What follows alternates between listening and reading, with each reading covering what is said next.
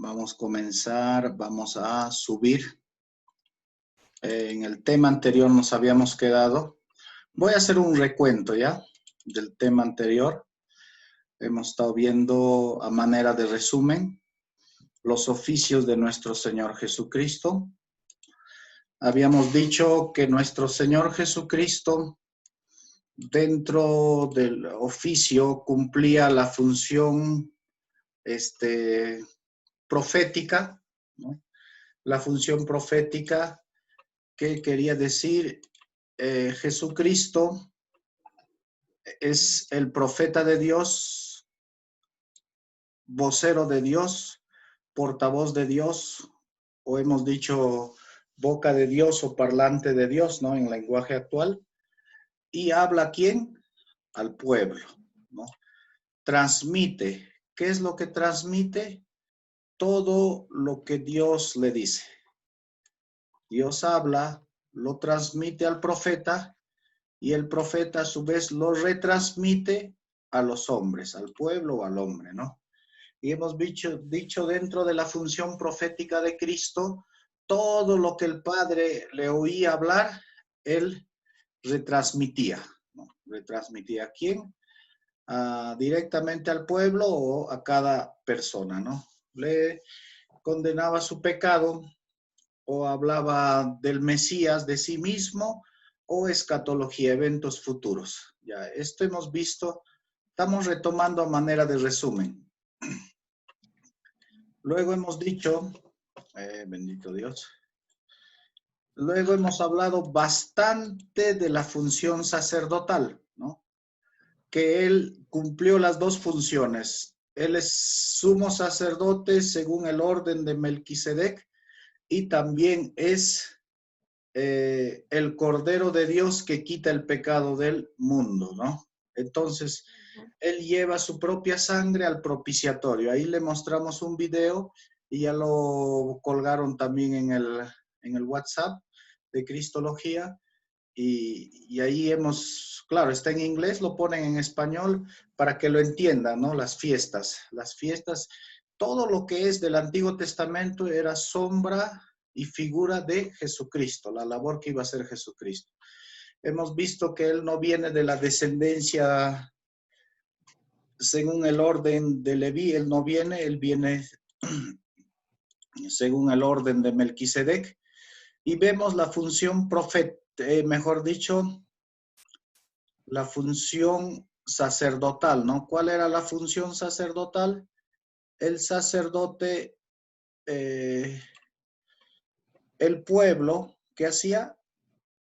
El pueblo pecador busca un representante o intermediario, ¿no? Intermediario, ¿no?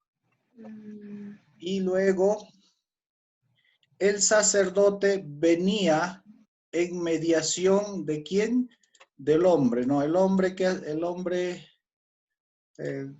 pecador busca un intermediario. ¿Para qué? Para que lo represente. ¿Ante quién? Ante Dios. ¿Y qué es lo que hacía el intermediario? Intercedía. Eso era la función, ¿no?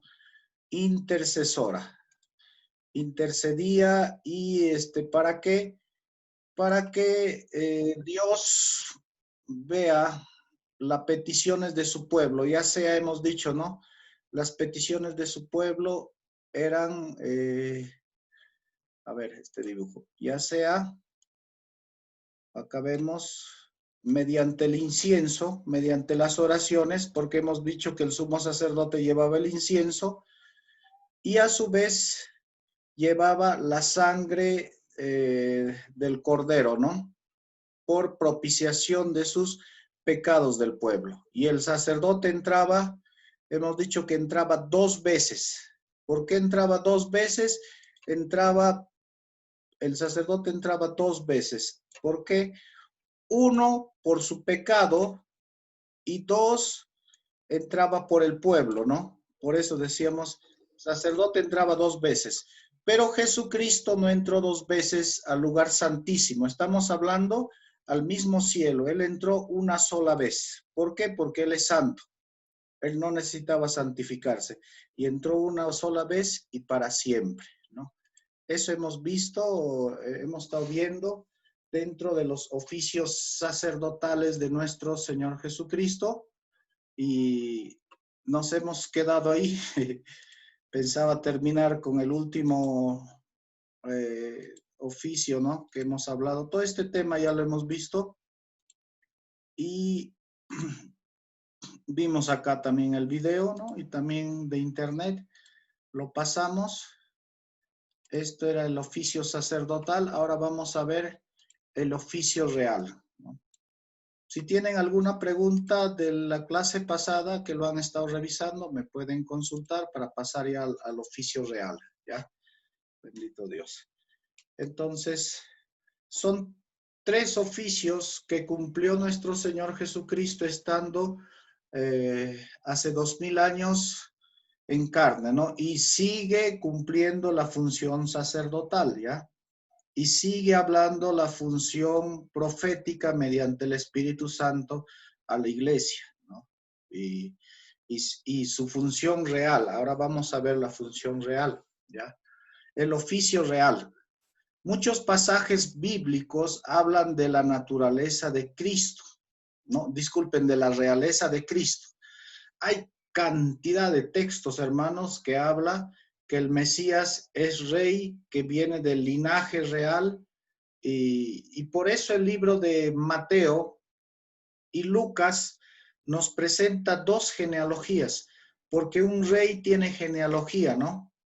Por ejemplo, viene de 2, tiene que ser hebreo, tiene que venir de la línea de Abraham y de David, ¿no? De Abraham y de David. Y su reino es eterno. ¿Por qué es eterno? Porque Él es Dios y Él es eterno, ¿no? Él es el único que podía cumplir esa función de oficio real, ¿no? En Salmos, capítulo 2, verso 6, bendito Dios. ¿Me ayudan, hermanos, a buscar el libro de Salmos, capítulo 2, verso 6, para ver que habla las funciones reales de nuestro Señor Jesucristo? Bendito Amén. Dios. Sí, le escuchamos, hermana Marielba. Ya he consagrado a mi rey sobre Sión, mi monte santo. Bendito Dios. ¿De quién está hablando? Es un texto mesiánico, y hermanos, y dentro de se puede decir, la cultura, la teología hebrea o israelí, saben que el Mesías iba a venir de la línea de David, y algunos le decían el David Mesías o David mesiánico, ¿no? ¿Por qué? Porque siempre se relacionaba al rey David con el Mesías, y su mejor rey y el único rey que fue enterrado dentro de Jerusalén es el rey David. ¿Ya? Hasta el día de hoy tú vas a la vieja Jerusalén y hasta el día de hoy está ahí sus restos. Solamente se ha permitido al rey David, al único rey que se le ha permitido que se enterrase ahí. ¿Ya? Pero ¿de qué rey está hablando el libro de Salmos? Está hablando del Mesías, ¿no? Pero yo he puesto mi rey sobre Sión, mi santo monte, ¿ya? Sión, son montañas, hermanos, Sión, ¿ya? A ver, está a 900 metros sobre el nivel del mar. Son puras montañas, bajadas, subidas. Es cuando tú vas a Jerusalén, hermanos, el tren eléctrico baja, sube, baja. Esa es la formación geográfica. Y en Jerusalén, al ladito, ¿no? Está una pequeña montaña, eso le llaman el Monte Sión. Y ahí es donde va a gobernar nuestro Señor Jesucristo. Él mismo dijo, ¿no? Hablando del lugar donde todos anhelan, ¿no? ¿Por qué anhelan Jerusalén? Y porque muchas veces fue conquistada, porque es la ciudad del rey, dice, ¿no? ¿La ciudad de quién? Del rey, que Dios va a poner ahí su capital mundial en el milenio. Y cuando vino a la tierra, Él nos trajo otro mensaje, ¿no? El reino de los cielos se ha acercado. ¿Y dónde iba a instaurar su reino? En nuestros corazones, en nuestras vidas, ¿no? Y vamos a continuar Isaías 9:6. Isaías capítulo 9, verso 6, y si algún hermano también lo tiene, bendito Dios. Amén. Lo leo. Amén, hermano, lo Dios escuchamos. les bendiga. Dios le bendiga, hermano. Dice, porque un niño nos es nacido, hijo nos es dado, y el principado sobre su hombro. Y se llamará su nombre admirable, consejero, Dios fuerte, Padre eterno, príncipe de paz. Exactamente. Él es príncipe y su padre es rey, ¿no? Estamos hablando del padre de nuestro Padre Celestial, ¿no? Y él siempre habló de eso, pero el Padre le da su coronación, ¿ya? Eso lo vamos a ver más adelante, pero Jesucristo es príncipe de paz. Por eso él siempre cuando predicaba decía, mi paz os dejo, mi paz os doy, no como este mundo la da. Y él también es nuestro rey. ¿Por qué? Porque le está dando los mismos títulos del Padre, ¿no? Isaías 9:6 es un título, inclusive esta secta de los testigos de Jehová, cuando escuchan este texto, dicen son testigos de Jehová. Pero ¿quién es Jehová del Nuevo Testamento? Es Jesús. Dice, por ejemplo, Salmo 23. Jehová es mi pastor, nada me faltará. Y en el Nuevo Testamento, ¿qué dijo Jesús? Yo soy el buen pastor y el buen pastor da su vida por sus ovejas. Él es Jehová. Él es se puede decir, cuando se hace la traducción en el Nuevo Testamento, uno dice, ¿qué? Pero ¿por qué se atribuyen los títulos del Padre? Porque el Padre y Él son uno solo. El Shema, Deuteronomio 6:4. Oye Israel, Jehová tu Dios, uno es. Son uno, ¿ya? Uno en naturaleza divina, pero cada uno tiene su persona, ¿ya? La persona del Padre, la persona del Hijo y la persona del Espíritu Santo. Y hablando del reino, dice, ¿no? Porque un niño nos es nacido, hijo nos es dado, y el principado sobre su hombro. O sea, tenía que tener un linaje real. Eso ya hablamos en las clases anteriores de los dos linajes reales humanos que tenía que venir de la descendencia de David, pero no solamente es un linaje humano, su nombre será admirable. Este título solamente es para Dios. ¿Qué más? Consejero, Dios fuerte, Padre eterno, príncipe de paz. Inclusive le dice Padre eterno, ¿no? La traducción acá es Abí. Abí es Padre eterno. Y cuando Jesús viene, le dice el Abba, y por eso es lo que los judíos también le querían apedrear, golpear, ¿no? Y porque le decían, no, tú te haces igual que el Padre. Bueno, ¿cuál es el punto acá? Que el Señor Jesucristo, Él es nuestro Rey, ¿ya? Y en Lucas 1:33, ahí también se va a verse su linaje real, ¿no? Lo hemos leído también, ¿no? Pero vamos a volver a repasar desde este punto de enfoque, hermanos, de que Él es nuestro Rey, ¿ya? Y Él reina en nuestros corazones. Lucas 1:33. Lucas capítulo 1, verso 33. Amén. Ahí le escuchamos, hermano. Dice, y reinará sobre la casa de Jacob para siempre, y su reino no tendrá fin. Ahí está, exacto. Cuando dice, y su reino no tendrá fin, es eterno, y hemos visto, son atributos divinos que solamente le corresponden a Dios, porque el ser humano no tiene un reino que no tiene fin, ¿no? Es como decir, suponiendo, ¿no? Cada nuestros gobernantes están 5 años, ¿no?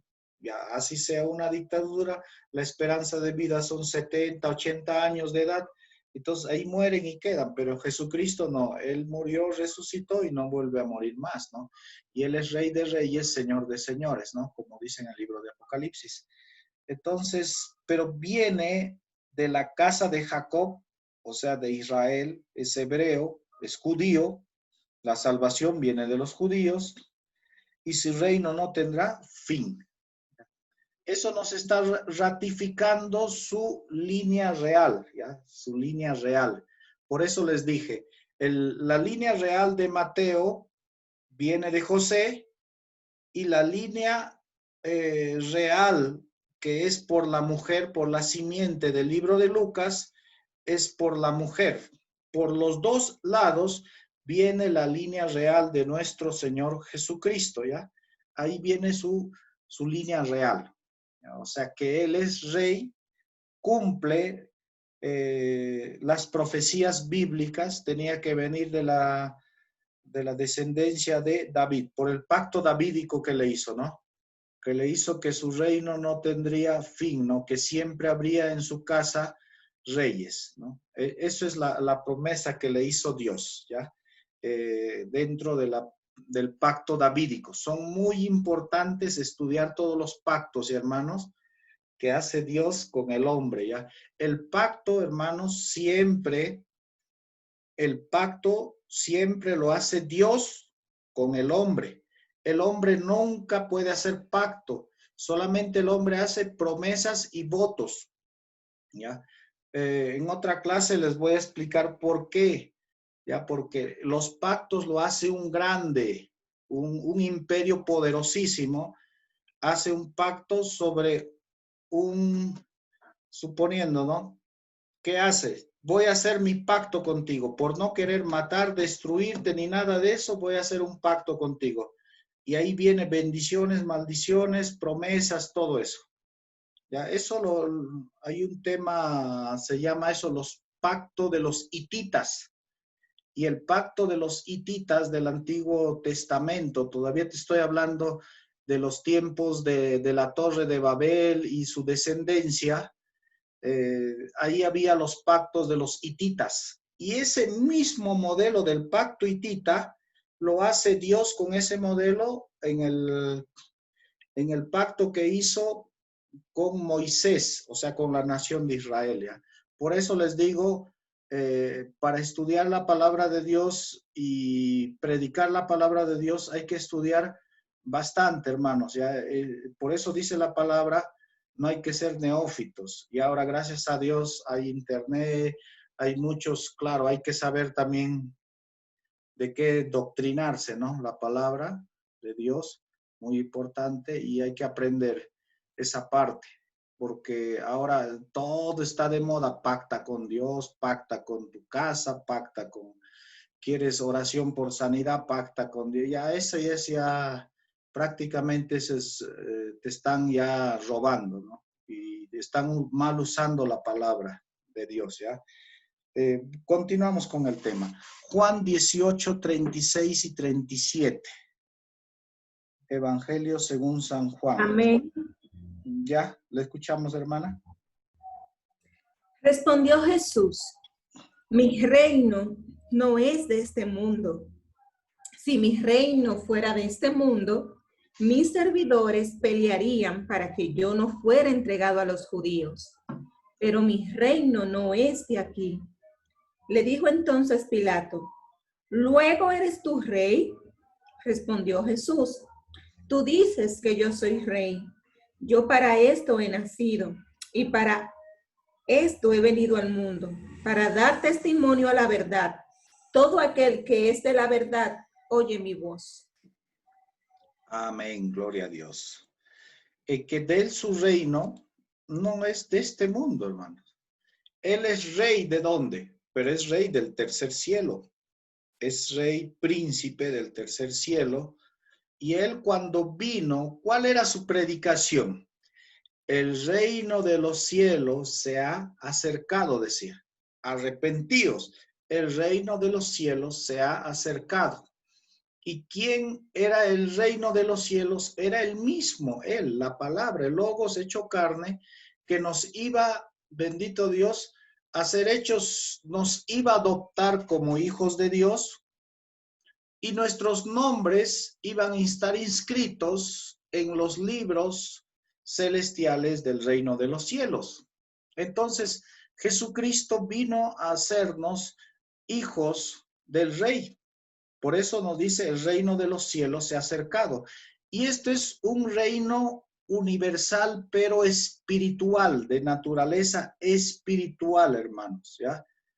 Aquí cuando Jesucristo viene a instaurar su reino, viene a instaurar ¿dónde? En nuestros corazones y en nuestra mente, ¿ya? Dice, es una realeza espiritual porque está relacionada con el reino espiritual. Es decir, se relaciona internamente con la iglesia, se distingue por ser un gobierno objetivo, ¿no? Y Romanos 8:14 dice, porque todos los que son guiados por el Espíritu de Dios, estos son hijos de Dios. ¿Ya? ¿Quién nos guía? El Espíritu Santo. Pero acá hay un texto bíblico, esto memorícenlo bien, busquen Jeremías 33, Jeremías 33, verso 31, creo que está, a ver. No, 31 está. Jeremías 31, verso 31. Jeremías 31, 33. Jeremías 31, 33. ¿Ya? Amén. ¿Dónde? Sí, lo puede leer, por favor. Jeremías 31, 33.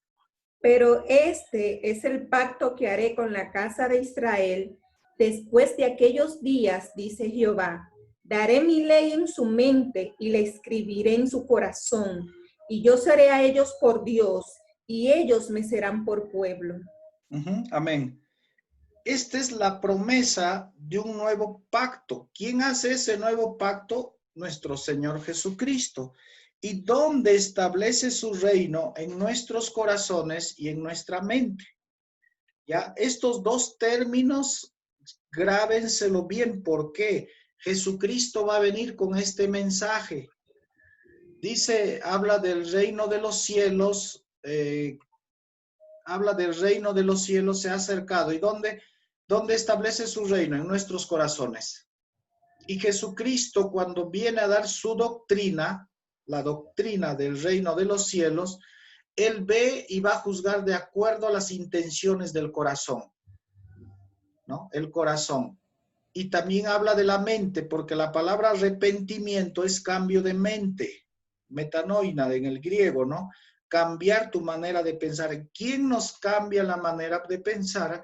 Es el Espíritu Santo, abre el entendimiento y Jesucristo nos limpia y nos pone la mente de Cristo, ¿no? Entonces, dentro de la teología de nuestro Señor Jesucristo, dentro de la doctrina, mejor dicho, del Señor Jesucristo, su reino está en nuestros corazones y en nuestras mentes.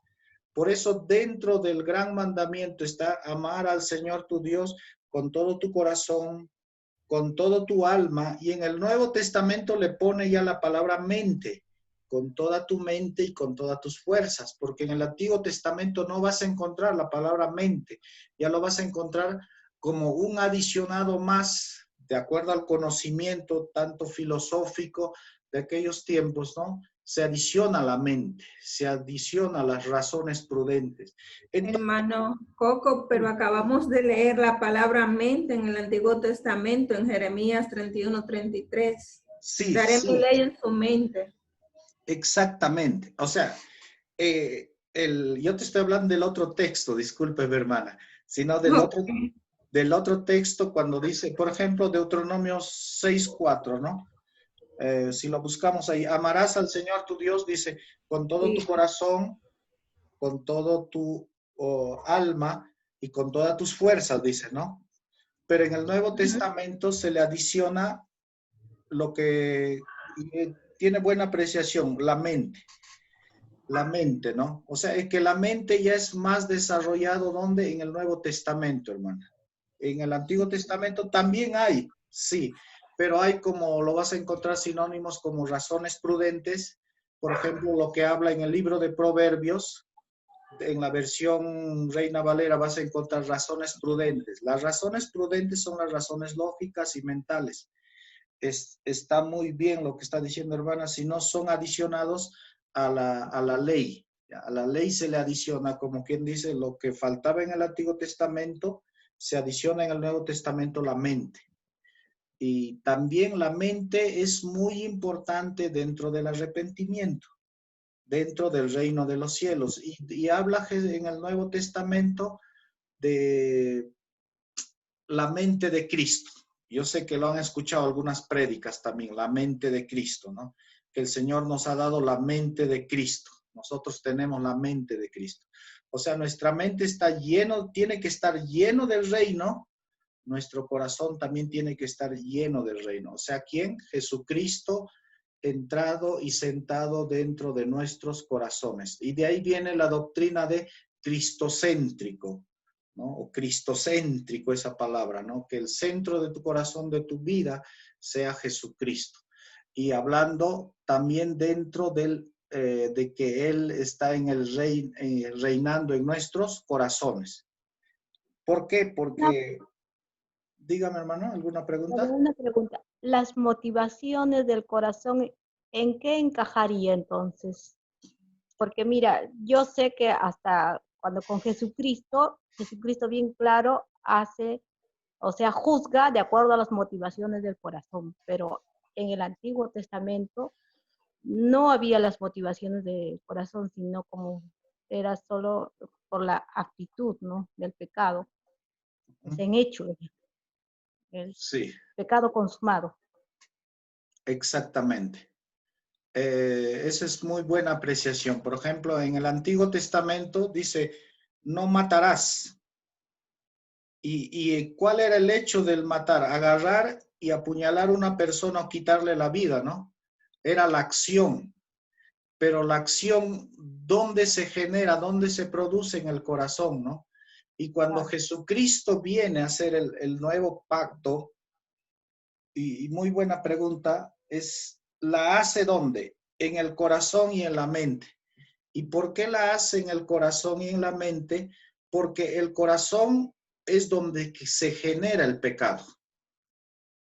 En el corazón se genera el pecado. Es como decir, se crea el pecado.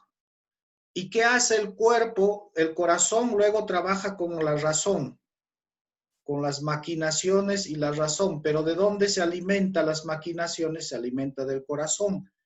Y esto también a manera más o menos un extra dando, ¿ya? Se ha investigado ahora último la cardioneurociencia, se llama eso, que en el corazón se ha encontrado 40.000 neuronas y se dice que el corazón manda al cerebro y el cerebro recién ejecuta las acciones que ligan, que manda, se puede decir, el corazón, ¿no? Esas son últimas investigaciones que se han estado dando en el plano, se puede decir, secular, científico, ¿no? Pero ya la Biblia, Jesús nos hablaba del corazón, ¿no? De la abundancia del corazón habla su boca. Si tu corazón es bueno, también va a ser tu conducta, ¿no? Y habla del corazón. ¿Por qué habla del corazón? Porque en el corazón se genera el pecado. Y cuando Jesucristo va a dar su nuevo pacto, como hemos estado viendo en Mateo, ¿no? A ver, vamos a estar viendo, ya que abondando esta pregunta, ¿por qué es importante? Porque con esto nos va a juzgar Jesucristo, ¿dónde? En el tribunal de Cristo. Claro, ahí no va a juzgar, sino ahí va a dar premios. Y también en el juicio del gran trono blanco. Si lo vemos Mateo, capítulo 5, Jesucristo dentro de se puede decir, dentro del estudio del corazón, 5:22 dice, ¿no? Pero yo os digo que cualquiera que se enoje contra su hermano será culpable de juicio, y cualquiera que diga necio a su hermano será culpable del concilio y expuesto al infierno de fuego, ¿no? Pero ¿cuál es acá el pecado? La motivación del corazón. Acá este enojo es orgullo, este enojo es un enojo con odio, con venganza, con malicia, ¿no? Como hizo Caín, ¿no? El que tuvo se enojó, pero dentro de su corazón, ¿qué había gestado? El pecado. ¿Cuál era el pecado? Matar a su hermano. Y eso lo puedes hacer de acá 1 año, 2 años, días, meses, depende cómo maquines. Dentro del juicio de Jesucristo, dentro del corazón, está también en Mateo 5:28, dice. Pero yo os digo que cualquiera que mira a una mujer para codiciarla, ya adulteró con ella, ¿dónde? En su corazón. Entonces, Jesús, ¿qué va a juzgar? Las motivaciones del corazón, ¿ya? Dentro de su juicio. ¿Por qué? Porque su reino está en el corazón. Por eso, si tu corazón es bueno, todo tu cuerpo va a ser bueno. O sea, los frutos, ¿de dónde vas a salir? Del corazón. Un cristiano, un creyente, ¿de cómo se le conoce? Por sus frutos. ¿Por qué? Porque Jesucristo, Dios, reina en nuestros corazones, ¿ya? Entonces, Dios, ¿dónde va a instaurar? En nuestro corazón. Por eso, cuando se habla dentro del Nuevo Testamento, dice, no contristéis al Espíritu Santo, el cual fuisteis sellados. Nuestro cuerpo, ¿qué es? Templo del Espíritu Santo de Dios. ¿Y dónde mora el Espíritu Santo? En nosotros. ¿Dónde mora? En el corazón. Y el Espíritu Santo es la tercera persona que nos forma a nosotros como a Jesucristo, ¿ya? ¿Pero dónde? En el corazón. Si tu corazón es bueno, hermano, si tu corazón manso, humilde, tus acciones van a ser así. Por eso es muy importante, dentro del capítulo 5 de Mateo está hablando las bienaventuranzas. Bienaventurados los de limpio corazón, pues ellos verán a Dios. ¿Por qué? Porque ahí es donde está Jesucristo. Dice, he aquí yo estoy a la puerta y llamo. Si alguno oye mi voz, entraré a él, cenaré con él y él conmigo. ¿Dónde? En el corazón. A los suyos vino y los suyos no le recibieron. Está hablando del corazón. Más a los que le recibieron, a los que creen en su nombre, les dio potestad de ser hechos hijos de Dios. Si es hijos de Dios, son hijos del reino, hermanos. Ampliando esa pregunta, que es muy acorde al reino de Jesucristo. ¿Y Jesucristo qué va a juzgar? Donde Él está sentado. ¿Dónde está sentado? En nuestros corazones, en nuestras vidas, ¿no? Entonces, si ve algo malo, ¿qué es lo que va a hacer?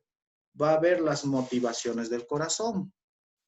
Otra motivación del corazón del reino es esto. Por ejemplo, a Jesús venía, le decían, Señor Jesús, ¿dónde has estado? Te hemos buscado. ¿Por qué lo buscaban? Porque días antes Jesús había hecho milagros de los peces y los panes. A Jesús ya no le buscaban por él, sino le buscaban por los peces y los panes. Y Jesús le dice, ustedes me buscan por los peces y los panes. ¿Cuál era su motivación? Comer gratis, ¿no? Comer gratis peces y panes, y no porque necesitaban la palabra de Dios, que era el Mesías, el enviado, ¿no? Entonces, Jesús va a juzgar esas motivaciones. Por eso dice en el libro de 1 Corintios 13, ¿no? Si yo hablase lenguas humanas y si mi motivación no es el amor, no sirve para nada. Si mi motivación no es el amor ágape, no sirve. Si es otros tipos de amores, no sirve. Solamente sirve el amor ágape dentro de Dios, ¿no? Pero tengo contra ti que tu motivación buena, tu primer amor has dejado. ¿Dónde se pone el amor? En el corazón. En ese sentido, ampliando, con esta pregunta hemos ampliado el corazón. ¿Por qué en el corazón, hermano? En el corazón se crea el pecado.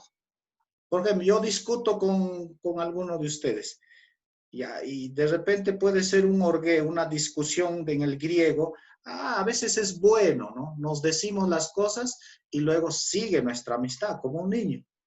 Pero si hay odio, resentimiento, eso ya está mal ya. Por eso dice, airaos, pero no pequéis, pero no deis lugar al diablo, ¿no? ¿Cómo das lugar al diablo? Con odio, con resentimiento. ¿Y quién mora en tu corazón? Jesucristo. ¿Y quién más? El Espíritu Santo. ¿Y qué hace el Espíritu Santo? Se contrista, ¿no? Entonces, dentro de ese punto de vista del reino de los cielos, Él va a gobernar en nuestros corazones. Por eso dice, ¿no? Ya no vivo yo, más Cristo vive en mí. Entonces, son así, el reino de los cielos, ahorita se ve de manera espiritual, hermanos. Por ejemplo, las leyes morales están en nuestros corazones. Por eso dice, si me amáis, vas a guardar mis mandamientos. Pero mandamientos, ¿de dónde viene la Biblia? No viene mandamientos morales terrenales, sino esto viene del cielo. Entonces, un rey tiene su se puede decir, su constitución divina, ¿no? Su carta magna divina. ¿De dónde es? De los cielos. Por eso Pedro dijo, mejor es hacer caso a Dios antes que a los hombres, cuando se contradice las leyes, porque ahorita ya estamos viviendo los cambios de leyes. Vas a ver matrimonio igualitario, a nosotros también los pastores nos querían imponer el matrimonio igualitario, y si nosotros no casábamos, la primera ley que se ha derogado era 2 años de cárcel, ¿no? Entonces, estamos ya a los preludios del cambio de la ley, ¿ya? Pero refiriéndose al oficio real de Jesucristo, Él gobierna en nuestros corazones, gobierna en nuestras vidas. Y hermanos, en ese sentido, Jesucristo vino a instaurar su reino, ¿dónde? En nuestros corazones. Vuelvo a repetir. ¿Y dónde está escrito mi nombre? En los cielos. ¿Por qué? Porque yo soy adoptado como hijo de Dios. ¿Ya? Y vamos a ver, ¿ya? Esta naturaleza espiritual, Cristo la administra de 2 maneras, ¿ya? Aquí dice, por la palabra de Dios. Juan 14:15. Ajá, Juan 14:15. Claro, ese texto ya creo les dije, ¿no? ¿Cómo la administra? Por su palabra, ¿no? Porque Él ha dado su palabra, sus mandamientos morales, que siempre va a estar de acuerdo al reino de los cielos, ¿ya? Esto no va a cambiar. Podrá cambiar la constitución nuestra, pero esto no va a cambiar. ¿Lo tienen, hermanos? Juan 14. Amén. Ya, le escuchamos, hermano. Si me amáis, guardad mis mandamientos. Y ahí está correlativo al verso 21 también, ¿no? El que tiene mis mandamientos y los guarda, ese es el que me ama. Y el que me ama será amado por mi Padre. Yo le amaré y me manifestaré a él. El 23 también dice, ¿no? El que me ama, mi palabra guardará, y mi Padre le amará, y vendremos a él y haremos morada con él. ¿Dónde va a ser la morada? En nuestros corazones, ¿no? Su reino está instaurando en nuestros corazones y por ende en nuestra mente. ¿Ya? Y en Primera de Juan, capítulo 2, verso 5, también lo buscamos. Bendito Dios. A ver si alguien ya lo ha encontrado. Primera de Juan, capítulo 2, verso 5. Amén. Ya, ahí la escuchamos, hermano.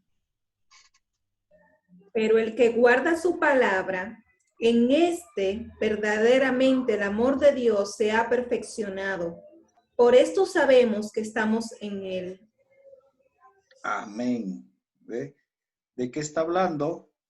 El que guarda su palabra, su mandamiento, su palabra, ¿no? El guardar su palabra, hermanos, dentro de la palabra, dentro del, se puede decir, del estudio griego, mejor dicho, hebreo, es guardar, es arraigar en tu corazón la palabra y ponerlo por obra, ¿ya? ¿No? El término guardar no quiere decir, me lo memorizo y lo guardo en mi corazón. No, es dar frutos, ponerlo por obra, ¿ya? El término guardar es en ese sentido, ¿ya? En este verdaderamente el amor de Dios se ha perfeccionado. Por esto sabemos que estamos en Él. Mira, ya estamos en su amor, estamos en Él. Y una de las naturalezas de nuestro Señor es que Dios es amor. ¿No? Dios es amor. Y si Dios es amor, el amor de Dios está perfeccionando en tu corazón. Está reinando en tu corazón. Como también en Juan 5:3. No sé si alguien lo puede leer, hermana. Un hermano, Juan 5:3. Amén. Ya, ahí le escuchamos. Pues este es el amor a Dios, que guardemos sus mandamientos, y sus mandamientos no son gravosos. Amén, exacto. ¿De dónde vienen estos mandamientos? Viene del reino de los cielos.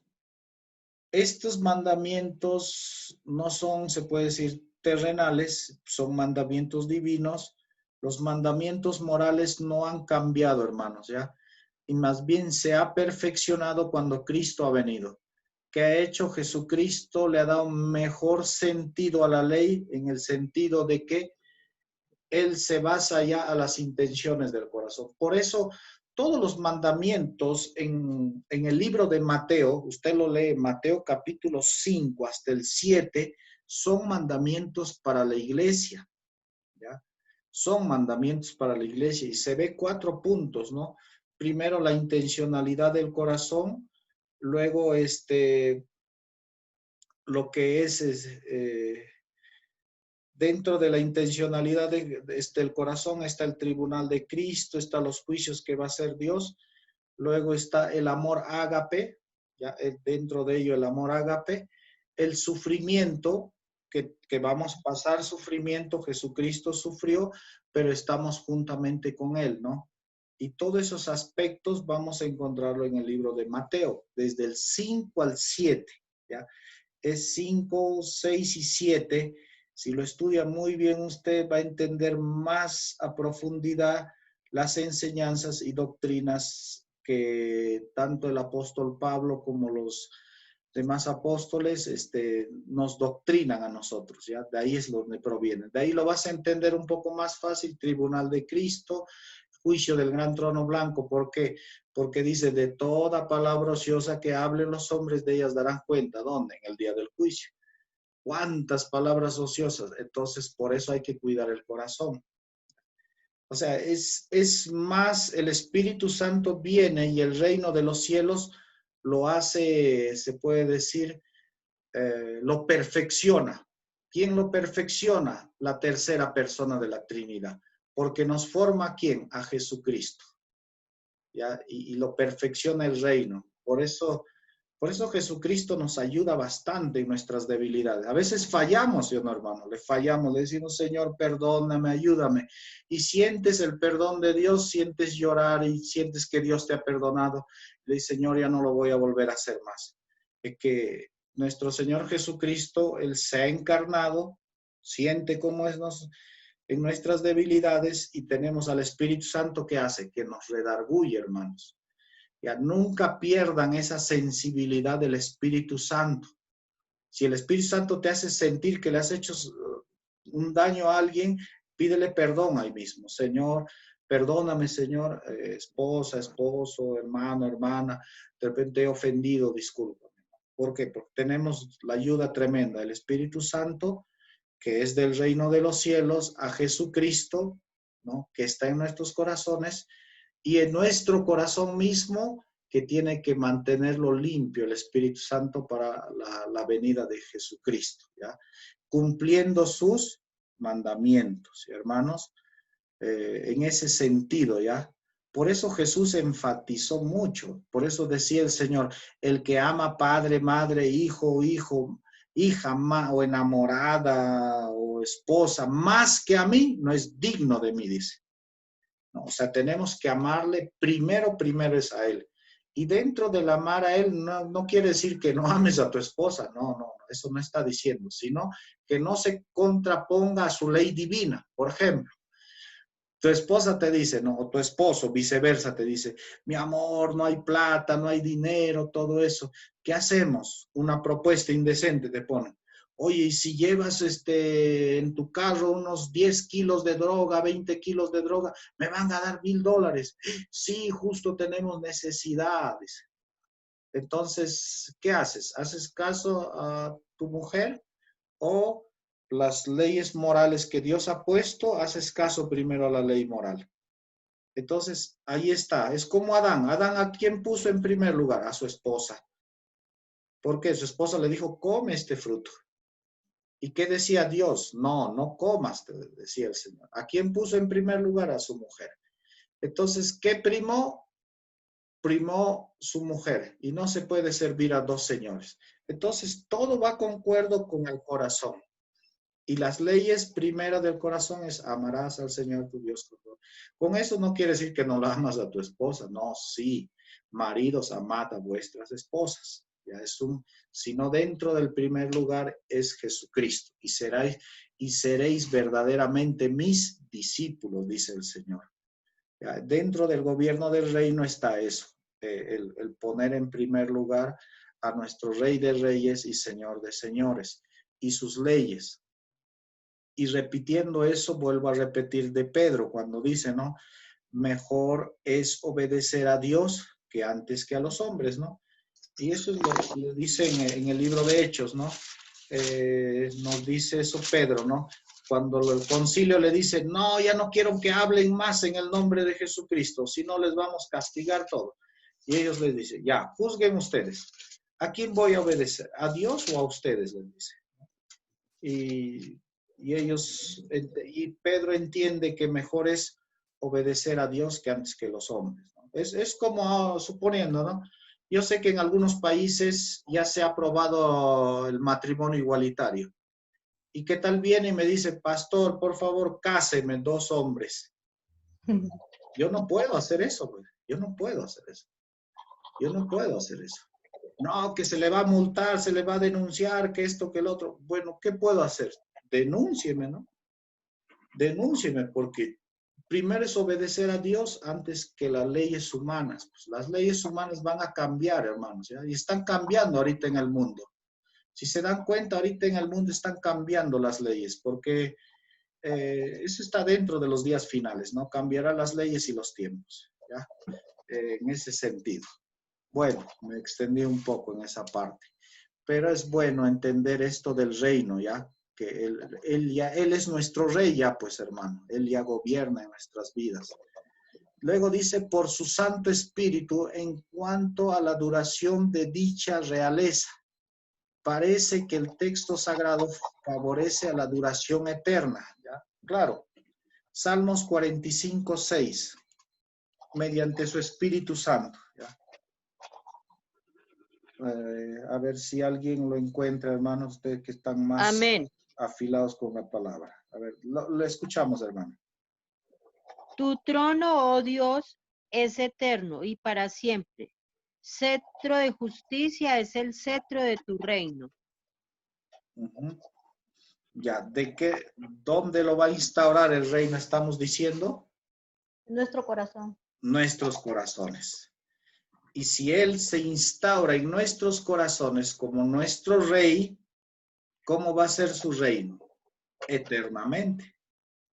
¿No? Claro, si nosotros nos mantenemos, de hecho, en santidad, pues hermano, en santidad, ¿no? Por eso dice, seguir la paz y la santidad sin la cual nadie verá al Señor, ¿no? ¿Por qué paz? Porque el reino de los cielos es paz. Primero tienes que ser paz para con Dios y paz para con los hombres. Y tienes que estar en paz, primero con Dios y luego porque somos llamados a ser pacificadores, ¿no? Ya no como antes, peleanderos, candeleros. Antes éramos así, ¿no? Que encendíamos el fuego, ahora ya no, ahora nos somos llamados a paz. Y en Hechos, sí, Hechos 1:8, Hechos 1:8. Hechos 1:8, ahí también lo vemos, hermanos, del reino de los cielos. Bendito Dios. A ver, le escuchamos, hermano. Yo creo que es Hebreos. Hebreos, disculpen, estoy ya medio ciego. Hebreos 1:8. Ya, Hebreos 1:8, está bien. Dice, más del Hijo dice, tu trono, oh Dios, por el siglo del siglo, cetro de equidad es el cetro de tu reino. Ajá, exactamente. Esto ya se acuerdan, ¿no? Para mí este texto era el más complicado y no lo entendía yo cuando inicié, ¿no? El estudio. A tus ángeles llamó todo eso, pero ahora sí ya lo entendemos con este curso, ¿no? Mas del Hijo dice, tu trono, oh Dios, mira, le está reconociendo como Dios porque Él es Dios, por el siglo del siglo, cetro de equidad es cetro de tu reino, ¿no? O sea, eternamente. Si yo tengo a Jesucristo en mi corazón, Él va a reinar ¿hasta cuándo, hermanos? Por toda la eternidad. Vamos a reinar juntamente con Él. Él es nuestro rey. Por eso hemos visto, ¿no? Los títulos. Él es nuestro Señor, ¿no? El Señor, Él es nuestro Mesías, Él es nuestro Salvador, ¿no? Entonces, Él es nuestro Rey. ¿Ya? ¿Quién es nuestro Rey? Nuestro Señor Jesucristo. ¿Ya? Y además que sabemos que somos comprados por el precio de su sangre, ¿no? Entonces, ese es el texto que se refiere de Salmos, que lo está citando en Hebreos 1:8. Isaías 9:7 también lo leímos ya, ¿no? A ver, Isaías, Antiguo Testamento, 9:7. Ya esto ya tiene que ver con relación al Rey, que Él gobierna en nuestros corazones, hermanos. Esto es muy importante entenderlo dentro de los oficios de nuestro Señor Jesucristo. ¿Ya? Y Él continúa, sigue siendo profeta, sigue siendo sacerdote, sigue siendo el Rey de nuestras vidas. Isaías 9:7. ¿Algún hermano lo encontró, por favor? Amén. Amén. Ya, le escuchamos, hermano. Lo dilatado de su imperio y la paz no tendrá límite. Sobre el trono de David y sobre su reino, disponiéndolo y confirmándolo en juicio y en justicia desde ahora y para siempre. El celo de Jehová de los ejércitos hará esto. Amén. Aquí hemos visto, ¿no? Habla del trono de David y hemos visto las genealogías que viene de David. A nivel, se puede decir, de carne, a nivel de su descendencia, pero a nivel espiritual, Él gobierna en nuestras vidas. ¿No? Por eso dice ahí un texto, ya no vivo yo, mas Cristo vive en mí, dice, ¿no? Y hay cosas que ya no lo entendemos, ¿no? Por ejemplo, cuando uno está en Cristo Jesús, el creyente, por ejemplo, ¿no? A veces en el momento de la discusión todo, puede haber esa ira de querer hacer algo malo y luego te das cuenta y dices, pero si eso no hay en mi corazón. ¿Y qué haces? Te reconcilias porque nos ha llamado a paz el Señor. Ya no eres, te das cuenta que ya no eres el viejo hombre de antes. ¿Por qué? Porque ya el Rey de Reyes, Señor de Señores, Jesucristo, gobierna en nuestra vida, ¿ya? Gobierna en nuestra vida. Claro, eso ya depende de uno, ¿no? El hombre carnal o espiritual, ¿no? El espiritual va a querer hacer las cosas del espíritu del reino de los cielos, ¿no? Y los que todavía están en esa lucha, eso sale con ayuno, oración, hermanos, ¿ya? La vieja naturaleza sale con eso, ¿no? ¿Para qué? Para que el reino de los cielos se perfeccione en nuestras vidas.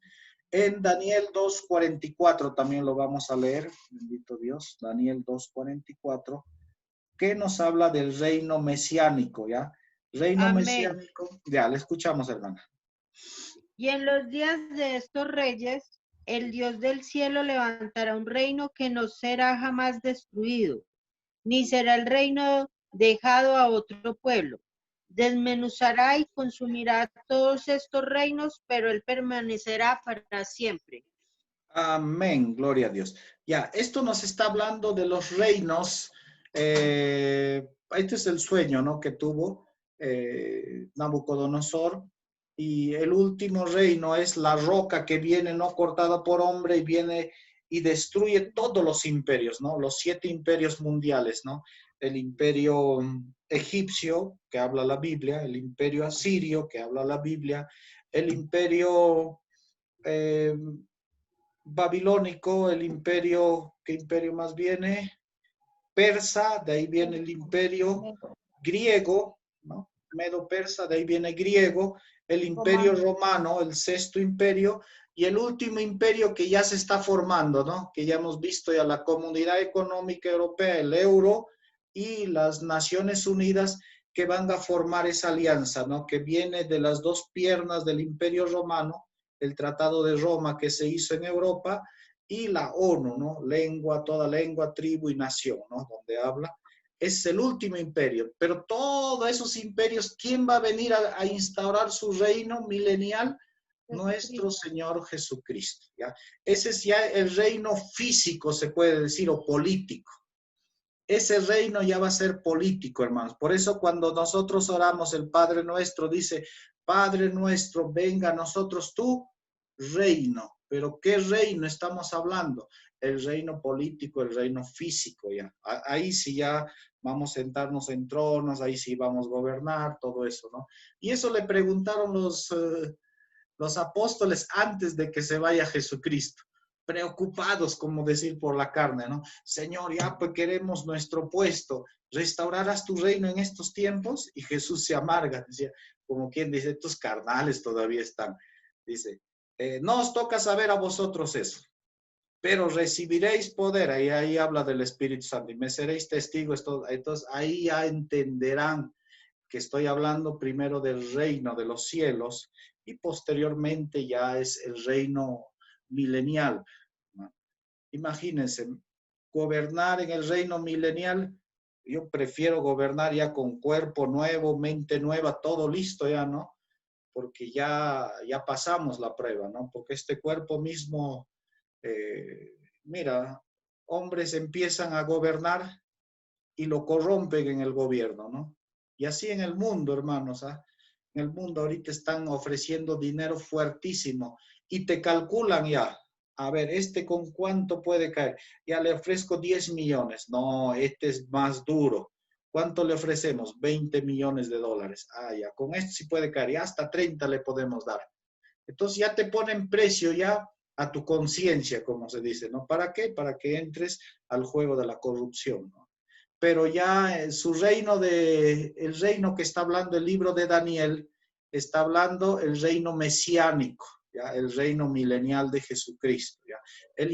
Daniel se pasó ya hasta el fin de los tiempos, se puede decir, del último tiempo en la tierra, ¿no? El milenio terrenal, ¿ya? El último milenio. Bueno, continuamos. El otro ya lo hemos leído, Lucas 1:33, ya, eso lo hemos leído. El único pasaje de la Escritura que parece contradecir a nuestra afirmación es 1 Corintios 15:24 al 28, pero con este pasaje Pablo habla de la realeza de Cristo sobre el universo y no de su naturaleza espiritual. Ya, pero vamos a leerlo. Siempre es bueno leerlo, todos los textos, ¿para qué? Para saber, entender a qué se refiere, ¿no? Cuando tú tienes más textos bíblicos, ya tienes a qué connotación se da, entonces tú ya puedes explicar más las escrituras, ¿ya? Y eso es muy importante, hermanos, nutrirse de más textos bíblicos, ¿sabes a qué se refiere? Entonces, estudiando Cristología, hermanos, es donde vamos a aprender más. ¿Ya? ¿Alguien lo puede leer, por favor? Seguro ya lo tienen ya. Amén. Ya, te escuchamos, hermano. Bueno, dice desde el 24, dice, luego el fin, cuando entregue el reino al Dios y Padre, cuando haya suprimido todo dominio, toda autoridad y potencia, porque preciso es que él reine hasta que haya puesto a todos sus enemigos debajo de sus pies. Y el postrer enemigo que será destruido es la muerte, porque todas las cosas las sujetó debajo de sus pies. Y cuando dice que todas las cosas han sido sujetadas a él, claramente se exceptúa aquel que sujetó a él todas las cosas. Pero luego que todas las cosas le estén sujetas, entonces también el Hijo mismo se sujetará al que le sujetó a él todas las cosas, para que Dios sea todo en todos. Amén. Ya, este texto, bueno, habla del Padre. Esto lo vamos a ver bueno, hay varias exposiciones de este tema. ¿Qué hace? El Padre le entrega todo al Hijo. Cuando tú lees en la resurrección, todo poder me es dado en los cielos, en la tierra y debajo de la tierra. ¿No? Cuando Jesucristo habló, Padre, glorifícame con aquella gloria que tuve antes de la creación del mundo, ¿no? Entonces, ¿qué hace? Pero ¿quién le da? El Padre. ¿Quién lo sujetó todo al Hijo? El Padre, ¿no? El Papá es lo que da. Dice, luego el fin, cuando entregue el reino al Dios y Padre, cuando haya suprimido todo dominio, toda autoridad y toda potencia, porque es preciso que Él reine hasta que haya puesto a todos sus enemigos debajo de sus pies. Ya, este texto, hermanos, tiene una connotación escatológica, ¿ya? Por ejemplo, los juicios son del Cordero, ¿no? El Cordero de Dios que le da el sello al Cordero de Dios. ¿Qué hace Jesucristo? El próximo a vencer, ¿quién es? Es la muerte, ¿ya? Por eso nosotros estamos esperando, y es un poco teológico, ya les voy a explicar esta parte. El otro que estamos esperando, nuestro cuerpo, ¿cuál es? La redención. ¿Redención de qué? De nuestro cuerpo. El próximo a vencer, dice, es la muerte, ¿no? La muerte dentro de destruir todo, toda pecaminosidad, se puede decir. Porque la iniquidad está injertada en nuestro cuerpo, hermanos. Por eso habla Pablo en capítulo 8 de Romanos, las cosas que quiero hacer no las hago, sino las que no quiero. Porque hay una ley. ¿Qué ley? La ley del pecado. ¿Dónde está la ley del pecado? En la carne. Entonces, ¿cómo tiene que vencer?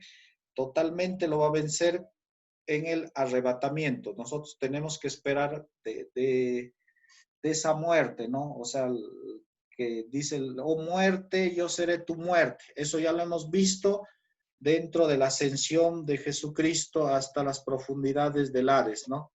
Ya, eso es uno. Pero ¿cuál falta redimir? Nuestro cuerpo. Eso es uno. El postrer enemigo a destruir es la muerte. Ya, ¿dónde va a ser eso? En el arrebatamiento. Ya vamos a tener con cuerpo de gloria. ¿Qué más? Todas las cosas los sujetó debajo de sus pies. Cuando dice todas las cosas ha sido sujetada a él. Ya. Todo poder, dominio y autoridad lo dio a quién? Al Hijo. ¿Dónde va a ejecutar? Primero tiene que cumplir todo lo que está escrito en la Biblia. Primero,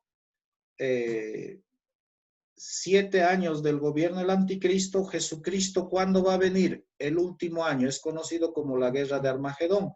Después de esa guerra de Armagedón va a haber juicio a las naciones. ¿Quién va a juzgar? El Hijo. Luego viene a gobernar su reino milenial. Comienza a gobernar el milenio.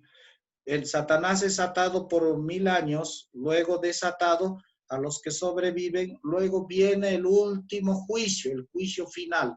De ahí viene cielo nuevo, tierra nueva, y ya los dos, tanto el Padre como el Hijo, porque ahí se ven los tronos, y el ríos de agua, porque en el nuevo cielo, en la nueva tierra, ya no va a haber sol.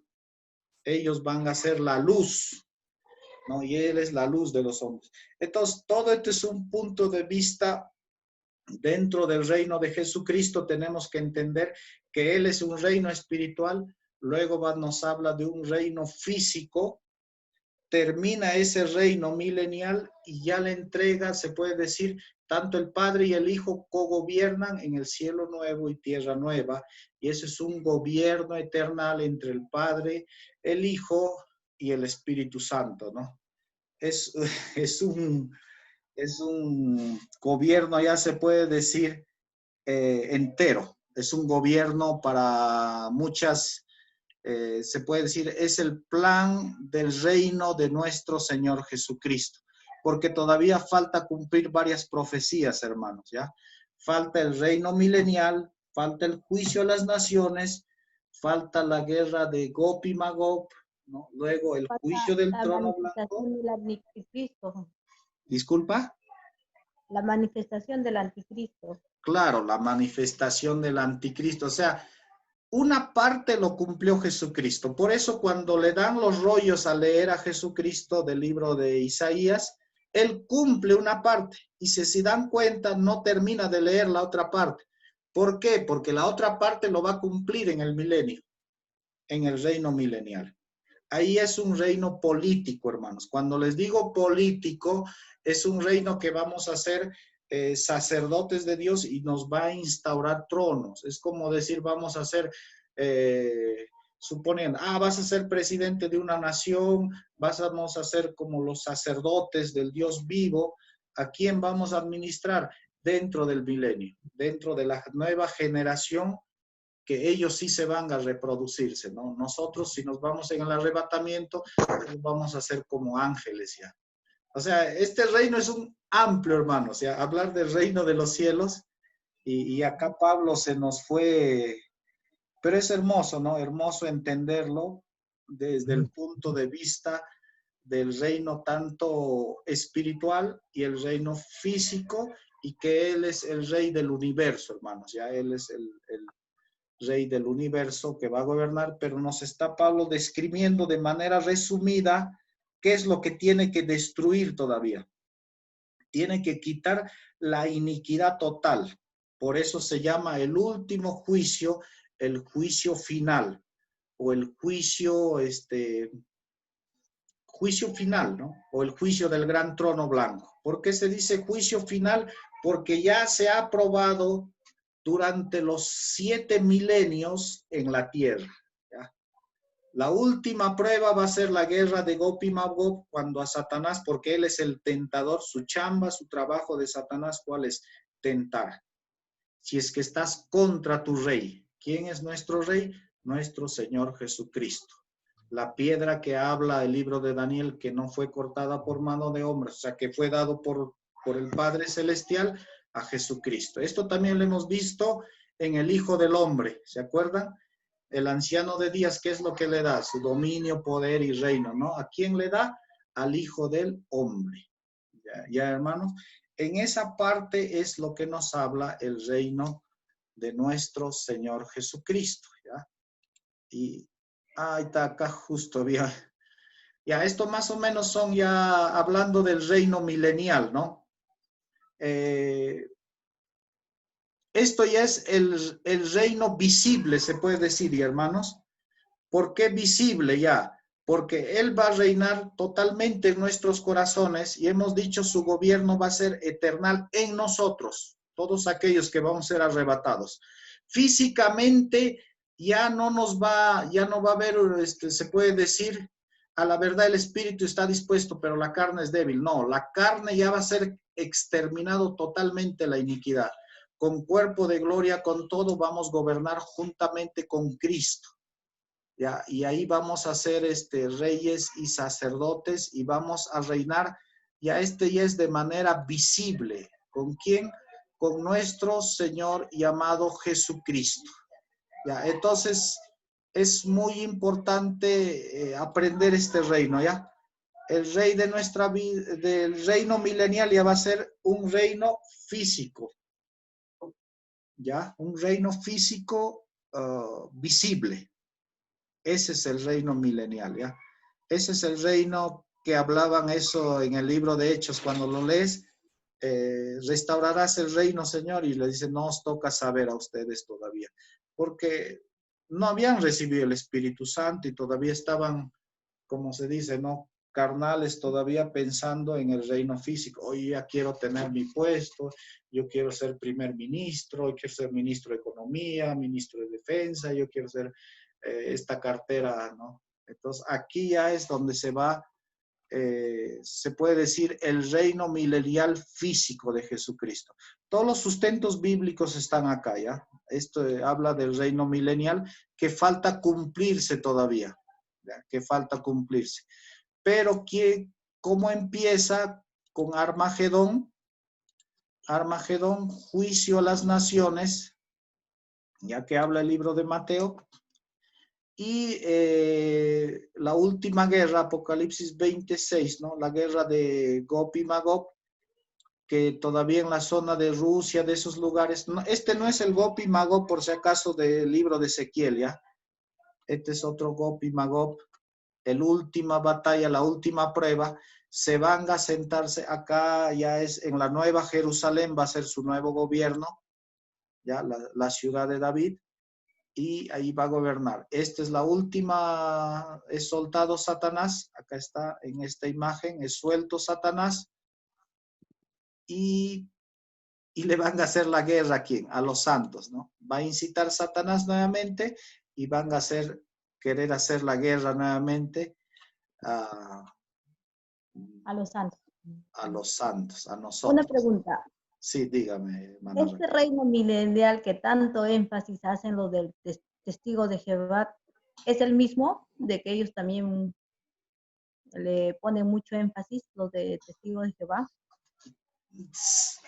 Sí, pero ellos dentro de ¿cuál es la diferencia?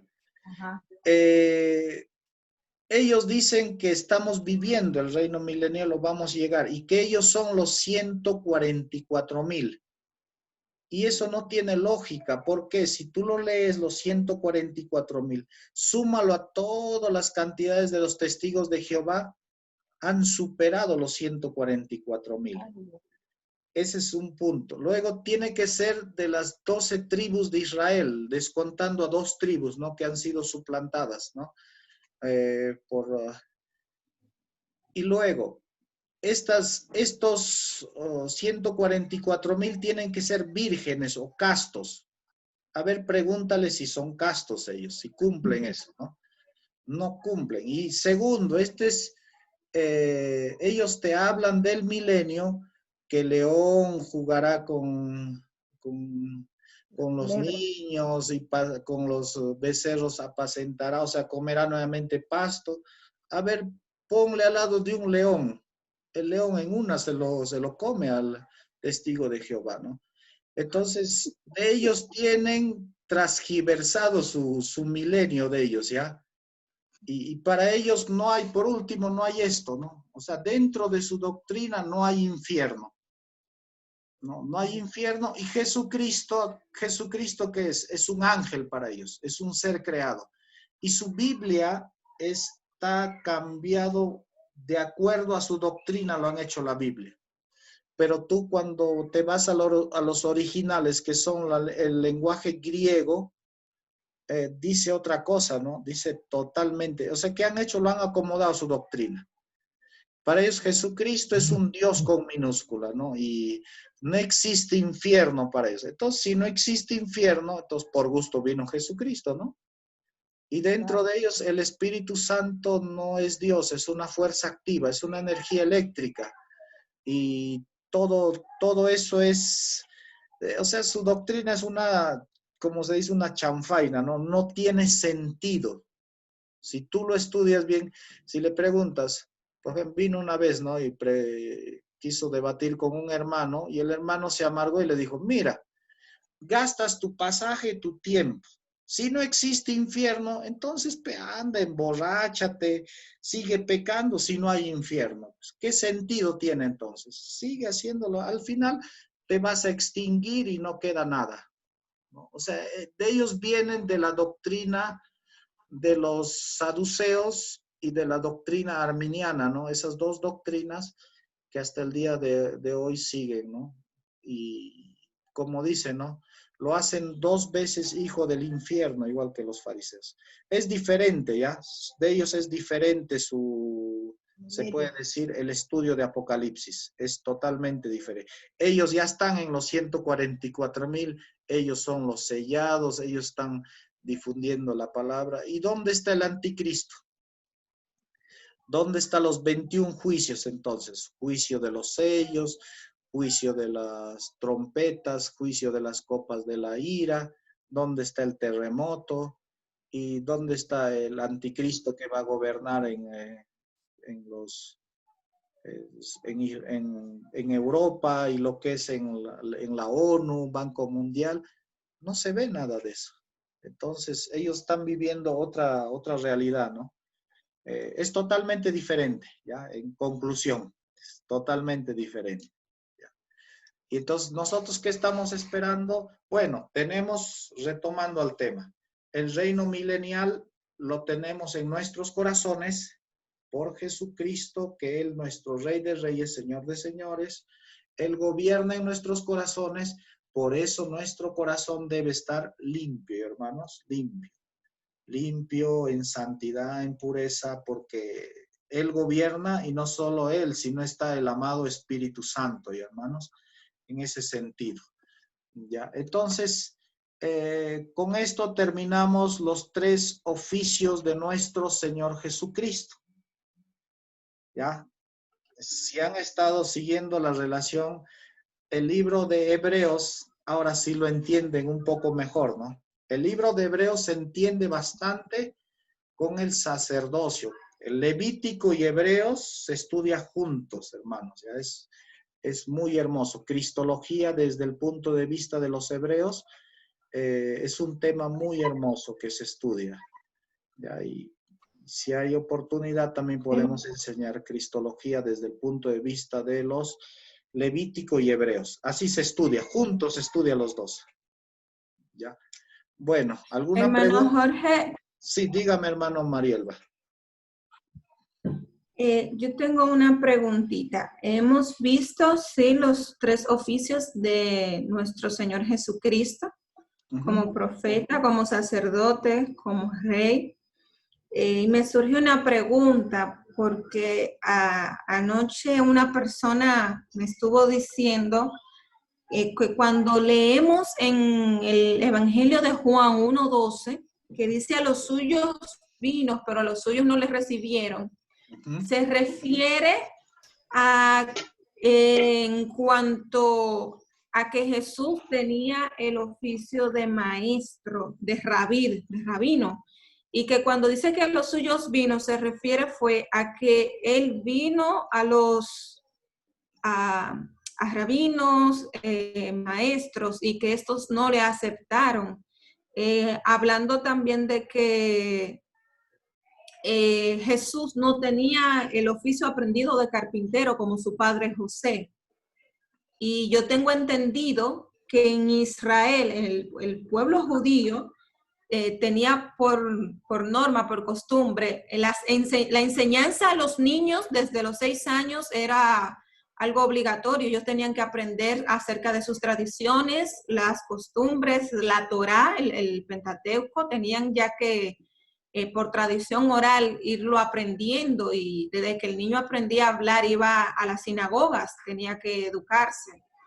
Y que también los hijos varones aprendían los oficios de sus padres. El padre terrenal de Jesús era José y sabemos que era carpintero. Entonces, yo tengo entendido que cuando Juan habla de que a los suyos vino, se refiere al pueblo judío, al pueblo de Israel, no a rabinos ni maestros. Entonces quiero saber qué tan cierto es esta interpretación, porque hay una traducción bíblica que habla acerca de oficio en ese texto. Dice, a los de su oficio vino, pero no les recibieron.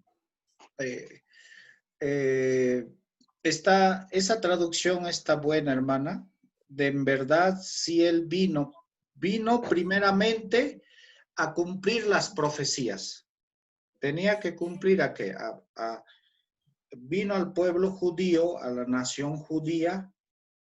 Muchos sí le recibieron, pero esa traducción de Juan sí está bien. Él vino a los de su oficio. O sea, ¿qué oficio? Sacerdotal. A los del oficio, se puede decir, se supone, ¿no? A los escribas, a los fariseos, ¿no? Ellos que se sentaban en la cátedra de Moisés. Pero, ¿qué sucedía con esta gente, hermana? Le estoy respondiendo de acuerdo a ese texto, sí está bien traducido a los de su oficio. Sí está bien, pero también tiene otro trasfondo más. Tiene otro trasfondo más. Cuando dice, él vino a los de su oficio. ¿Qué es lo que sucedió? Que toda esa gente estaba corrompida, hermanos. Porque el que ponía el sumo sacerdote era el Imperio Romano. Y antes de eso ponía Herodes, ¿no? Cuando era virrey. Y entonces dentro estaban metidos, como si dentro de la religión y política. Y les ganaba muchas ganancias, había. Por ejemplo, el sumo sacerdote, Caifás, tenía el negocio de las ovejas, de los ganados. Tú llevabas, suponiendo, tu oveja, tu ganado, ¿ya? ¿Y qué es lo que sucedía? Veía y decía, ¿dónde has comprado? Bueno, yo lo he traído. No, esto no pasa, tiene este defecto, esto está mal. Anda, ve, compra, se puede decir, del sumo sacerdote. Entonces, un ingreso que tenían era ellos. Aparte, los ingresos del templo, y ellos no querían dejar se puede decir, la parte religiosa y política. Entonces, cuando viene Jesús, y aparte de ello, había 2 escuelas rabínicas también, los de Hidel y de Shammai, y cada uno enseñaba se puede decir, las leyes humanas, las leyes orales, le llaman ellos, ¿no? Lo que es el Talmud, el Midrash. ¿Y qué es lo que sucedía? Por ejemplo, un ejemplo te voy a dar, ¿ya? Cuando le preguntan al Señor, Señor, ¿en qué posición estás? ¿A la mujer se le puede dar carta de repudio por cualquier cosa? Porque una de las escuelas enseñaba que se le podía dar 100 tipos causales de divorcio a una mujer y el otro daba 30 tipos. Un ejemplo te voy a dar. Si una mujer te casabas, pagabas tu dote, ¿no? Porque se negociaba el dote, cuánto era el costo que se le pagaba a los padres. El dote se negociaba, ¿no? Y te das cuenta que la mujer que has tenido no puede, es infértil, ¿no? No puede dar hijos. ¿Qué haces? Le das carta de divorcio. Otro causal de divorcio, ¿cuál era? Te dejaba la comida salada. Otro causal de divorcio. Por eso es que a Jesús le dicen, ¿y Jesús qué hace? Los manda al inicio, ¿no? ¿Cómo fue al principio? Ni esta escuela ni esta escuela. Él ya comienza a decir, pero yo os digo, ¿no? Entonces, dentro de ese texto bíblico, las religiosas, se puede decir, los líderes religiosos estaban ya corruptos. Por eso, cuando él hace milagros, en vez de que se alegren en el día sábado, ¿qué es lo que hacen? Se amargan. 6 días tienen para hacer milagros. ¿Cómo ese día van a hacer, no? Entonces, que había mucha hipocresía. Por eso Jesucristo, cuando él vino a denunciar el pecado. Y eso está en Mateo, ¿no? Mateo les da duro en el libro de Mateo a los fariseos, escribas, ¿no? A los líderes religiosos. Y cuando comienza el libro de la ley, no seáis como los hipócritas, dice, ¿no? Como los escribas fariseos, como los de su oficio en realidad. Sí está bien esa traducción, hermana, pero Jesucristo sí vino a los de su oficio, pero los de su oficio, ¿qué hicieron? No le recibieron. Inclusive, ¿qué hicieron? Profetizó, mira hermano, cuando tú lees el libro de Juan, profetiza el sumo sacerdote y ¿qué dice? Después que muera uno. Tiene que morir uno por nosotros y está profetizando como sumo sacerdote. Si no, vendrán los romanos y nos quitarán nuestro puesto. Sí, desde ese momento procuraban matarle a Jesucristo. ¿Por qué? ¿No? Porque Jesucristo había hecho uno de los milagros más grandes, resucitar a Lázaro. Y toda la gente se le iba a él. Imaginas, hermano, que alguien después de 4 días resucite. Todos dirán, wow, ¿qué tal? Esto nunca se ha visto, ¿no? En Israel, y más gente. Y ellos, por no dejar su posición política, religiosa, y profetizó y dijo, no, es necesario que este hombre muera por todos nosotros. Si no, nos van a quitar nuestro puesto, ¿no? En otras palabras, ya le estoy poniendo, ¿no? Entonces, sí vino a los suyos. Y él vino exclusivamente a la casa de Israel, porque por eso le dice a la mujer Sidonia, le dice, no es justo que de la comida de los hijos del rey, ¿no? Dé a los perrillos, le está diciendo. Por eso Jesús no le hacía caso, pero estaba probando, ¿entiende? Le estaba probando y ella reconoció, se humilló y reconoció, sí, mi Señor, yo sé que has venido a los judíos, yo sé que a ellos has venido exclusivamente, pero también de las migajitas, los perritos comen de esas migajitas que se le cae también de los hijos del rey, ¿no? Y le dijo, grande es tu fe, ni en Israel he encontrado esta fe, le dije, que se haga conforme a lo que has dicho. Entonces Jesús vino a los suyos, hermana, a los suyos refiriéndose a su... Está bien esa traducción. Por eso cuando estudien, hermanos, la Biblia, estudien varias traducciones, ¿ya? Yo no les puedo decir, Reina Valera es el lenguaje, se puede decir, 100% divino, ¿no? Porque no se ha escrito primeramente en español, se ha escrito en el griego y todavía en el griego. Justo ahora he estado estudiando esas clases, ¿no? He estado llevando ese curso de traducciones del griego al español, ¿no? Con el doctor ahí Yatensi, no sé si alguno. Y nos estaba enseñando del lenguaje, ¿no? por ejemplo, había, ahí está, la letra uncial, ¿no? La primera escritura griega era todo en mayúscula y uncial, no había comas, no había puntos, no había nada de eso, ¿no? Ya después cambiaron ya los sacerdotes, o sea, nos estaba dando cómo se han hecho las traducciones. Y es mejor estudiar varias traducciones. Y si tienen el Espíritu Santo es mucho mejor. ¿Por qué? Porque el Espíritu Santo les va a guiar a toda verdad.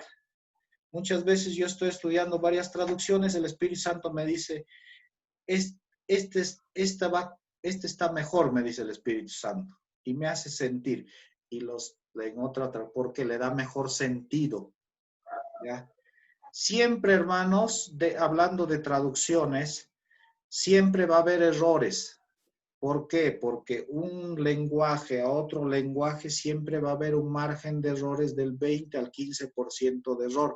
No porque por cuestiones de cultura, de tiempo, de todo eso, ya, márgenes de errores. Pero ¿qué hace? El Espíritu Santo nos guía a toda verdad, ¿ya? Eso es lo de bueno que tenemos, que justo le estaba preguntando al Señor, ¿y cómo es esto? Le decía. Y el Espíritu Santo me decía, mira, hijo, varias de mis doctrinas están en varios textos, y eso es la que te va a guiarte a la verdad. Ah, ya. Y hay algunas cosas que son posiciones, hermanas, ¿ya? Por ejemplo, cuando explico escatología, lo que es eventos futuros, le explico, esta es una posición, esta es otra posición. ¿Ya? ¿Para qué? Para que sepan comparar. Y les digo, bueno, la mayoritaria más creemos en esto. Por ejemplo, la premilenialista, postmilenialista, la milenialista, ¿no? Hablando del arrebatamiento. Nosotros creemos antes se puede decir, del gobierno del anticristo vamos a ser arrebatados. Hay otros dicen, no, la mitad del juicio vamos a recibir y de ahí vamos a ser arrebatados. Y otros dicen, no, al final vamos a ser arrebatados y vamos a gobernar en el milenio ya. Entonces, son posiciones teológicas que se enseña, pero eso no quiere decir que no eres salvo, ¿ya? No, la salvación está muy, muy, muy, esa es una doctrina inamovible, que es por Jesucristo. Hay doctrinas fundamentales, como quien dice, esa no se negocia. Hay otras que son posiciones, sí, porque a veces el texto bíblico no nos esclarece muy bien. Entonces, puede ser una, puede ser otra, ¿ya? Pero eso no afecta a tu salvación en el estudio.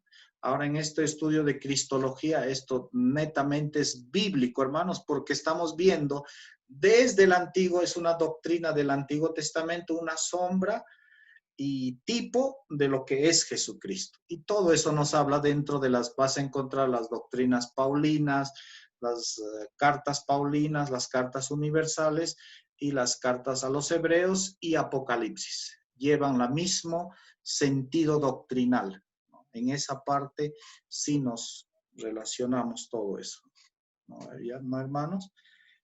Por eso es muy importante estudiar. Ya, entonces, concluimos acá. ¿Alguna pregunta más, hermanos? Para ya cerrar y, bueno, pasar siquiera al preámbulo del otro. Esta semana les voy a enseñar solamente 2 horas porque yo también estoy recibiendo cursos, hermano. Esta semana me están dictando cursos. También me han dado una beca. Estoy estudiando también ahí. Y así les voy a seguir enseñando. Entonces, concluimos, ¿ya, hermanos? ¿Entendieron? ¿Otra pregunta más de este tema para pasar ya al otro tema? Yo sé. Pasamos. Ya. ¿Me escucha? Sí, dígame. ¿Qué pasa? Que yo no entiendo la séptima dispensación que se llama el reino milenial de Cristo. Este es un tema, lo he sacado del tema de las dispensaciones. Ya.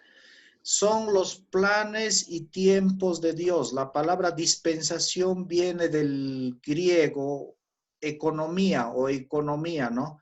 Que es administración, ¿ya? ¿Administración de qué? De los tiempos, ¿ya? Hay dispensación de la inocencia que nos habla en el periodo de Adán y Eva, que ellos vivieron la dispensación de la inocencia. Para hacer un resumen ya a tu pregunta. Luego viene la dispensación de la conciencia, porque el hombre ya va a ser juzgado por su conciencia, ¿no? Las leyes están escritas en nuestros corazones y vemos que hay un juicio, comienza desde Caín y Abel hasta el juicio. Cada dispensación termina en un juicio, ¿no? La primera dispensación termina en la expulsión de Adán y Eva, no pasaron la prueba. La segunda dispensación del gobierno humano comienza desde Caín hasta el gran diluvio. ¿Y quién es el que Dios se provee? Un arca y son salvados. Luego viene la dispensación del gobierno humano, porque al hombre se le da atributos ya para quitar la vida, ¿no? Y varios atributos más que está dentro del pacto noénico. ¿Y en qué termina? También termina en juicio. ¿Dónde termina? En la Torre de Babel, ¿no? En la confusión de lenguas. Luego viene la dispensación de la promesa.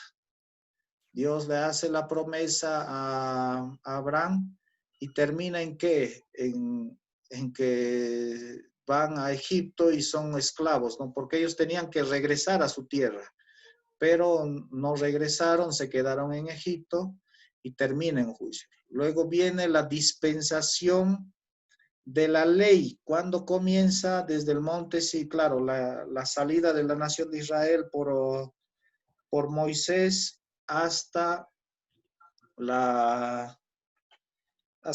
comienza, se da la ley, ¿no? La ley se da en el monte Sinaí y termina hasta Jesucristo, que cumple toda la ley. Y luego viene la dispensación de la gracia, que estamos ahorita en la dispensación de la gracia, ¿no? Y ahora está, y luego viene el último, la dispensación del reino, ¿no? Comienza desde juicio a las naciones, Armagedón, y termina Gog y Magog. De ahí el juicio final y termina todo el plan dispensacional de los tiempos, ¿no? Esto lo habla el pastor Luis M. Ortiz como el reloj profético de Dios, ¿no? También se le puede cambiar de nombre así. Ya, hermana Inés, ¿no? Me preguntó. A eso se refiere el plan dispensacional, ¿ya? Algunos creen, otros no creen, tiene mucha concordancia bíblica, es bueno para trazar la Biblia. Hay otro que es de los pactos, también se estudia también los pactos. Bueno, cuando ya estás en instituto estudias todo, hermana. Ese es el punto, ¿ya? Bueno, vamos a dejar ya este punto. Y no hay más preguntas, ¿no? Vamos a pasar al otro. Ay, Dios mío. Vamos a ver. Hay otro tema que es muy bonito también verlo, que lo vamos a, bueno, ahora lo vamos a renombrar nada más. Ya, la muerte vicaria de Cristo, ya. Aquí sí vamos a ver lo que es, lo que les estaba hablando, los cánticos del siervo sufriente del libro de Isaías. Vamos a ver todos los cánticos, ¿no? Vamos a estudiarlo. Y este es muy hermoso, hermanos, estudiar la muerte y resurrección, todo lo que hizo nuestro Señor Jesucristo y desde el punto de vista teológico, ¿no? Y este cántico lo vamos a estudiar, hermanos. El tema, ya terminamos, la unidad 4 es la muerte vicaria de Cristo, ¿ya? La muerte vicaria de Cristo, ¿ya? La muerte de Cristo es un hecho histórico que no puede ser cuestionado, ¿ya? Hay datos no solo bíblicos, hay datos históricos, hay varias, bueno, eso ya es de manera secular, ya también se puede estudiar, ¿no? Hay cantidad de datos históricos, arqueológicos, literarios, hay mucha, y no solo eso, el mismo tiempo, ¿no? ¿Dónde estamos viviendo? 2020, ¿no? 2020, antes de Cristo, después de Cristo, ¿no? Entonces, hay muchos datos que no se pueden, se puede decir, excluir a Jesucristo dentro de la historia la historia universal, ¿no? Entonces, vamos a hacer una pequeña introducción para, bueno, continuar con este estudio. Dice, el canon neotestamentario afirma que Cristo murió por nuestros pecados conforme a la Escritura, ¿no? En 1 Corintios 15:3. ¿Alguien lo puede leer, por favor? 1 Corintios 15:3. Es siempre, por eso yo siempre les digo que pura Biblia, hermanos, ¿ya? Mejor es que la Biblia nos explique. Porque primeramente os he enseñado lo que asimismo recibí, que Cristo murió por nuestros pecados conforme a las Escrituras. Ajá, El 4. exactamente. No, ahí nomás. Luego lo vamos a ver ya. Lo fue. O sea, lo primero que le han enseñado al apóstol Pablo es que Cristo murió por nuestros pecados. Y él, como es un erudito, como quien dice, sustenta bíblicamente, ¿no? Él siempre, igual que todos los apóstoles, ¿no? Van a sustentar bíblicamente. O sea, lo primero que recibió es que Cristo murió por nuestros pecados. ¿Conforme a qué? A las Escrituras. Y nos vamos a ir a las Escrituras, ¿no? Más adelante, pero para esto tenemos que ver siempre el Antiguo Testamento en cumplimiento del Nuevo Testamento.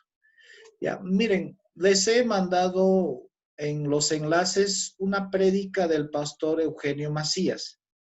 Ahí explica los textos bíblicos del Antiguo Testamento y cómo lo cumple Jesucristo en el Nuevo Testamento. ¿Ya? Esa parte es muy buena, ¿ya? Y de repente lo hacemos un recuento también de ese tema. Lo hizo muy excelente el pastor, ¿no? Con textos bíblicos, lo que también nosotros estamos estudiando acá, ¿no?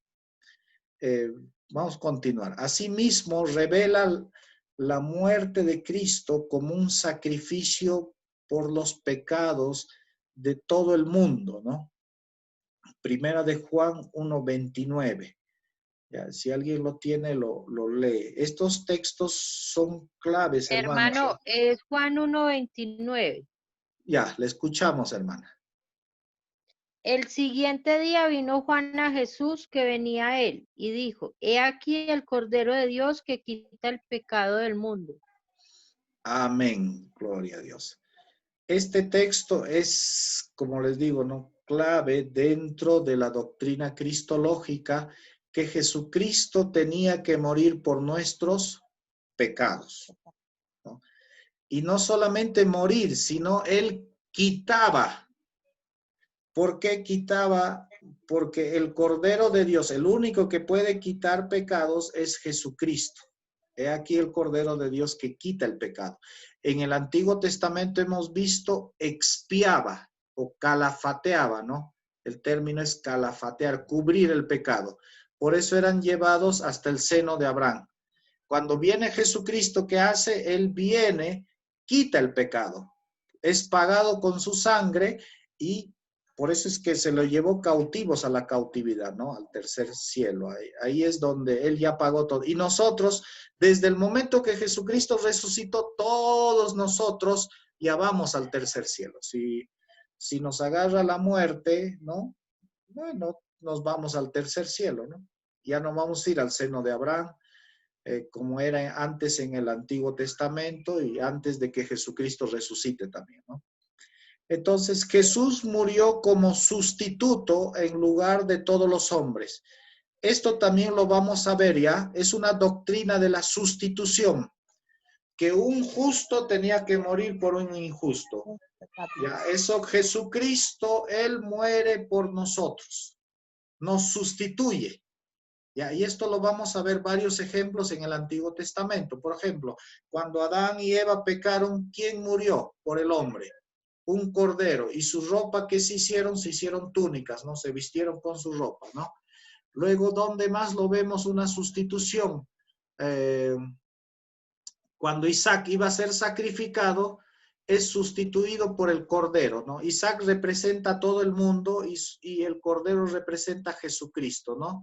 Que se enganchó en unas espinas en su cabecita, y justamente es lo que le iba a pasar a nuestro Señor Jesucristo. Entonces, eso es la sustitución, ¿ya? Que un justo iba a morir por un injusto, ¿no? Eso se llama la sustitución. Por medio de su muerte vicaria, se ha cumplido todas las demandas de la ley. ¿Y la ley qué demandaba? Deuteronomio 21, 23. Ahí está la demanda de la ley, ¿ya? Que Él se hizo maldición por nosotros. A ver, le escuchamos. Una pregunta, ¿qué es vicario? Vicario, primero que murió, resucitó y no volvió a morir más, ¿no? ¿Y por qué el Papa se hace llamar vicario? Representante de Dios en la tierra. El único vicario de Cristo es representante de todos, mejor dicho. El vicario de Cristo es el Espíritu Santo. El Papa se hace nombrar, él es Padre, Papa, él es vicario de Cristo, él es el Espíritu Santo y él es también Jesucristo dentro de su doctrina, porque hay una doctrina de infalibilidad del Papa. O sea, el Papa nunca va a pecar, nunca va a fallar. Por eso él tiene los 3 títulos del Padre, del Hijo y del Espíritu Santo, ¿no? Dentro de su doctrina. Válgame Dios. Entonces, por eso él es el vicario de Cristo, o sea, representante de Dios en la tierra. Él es Espíritu Santo.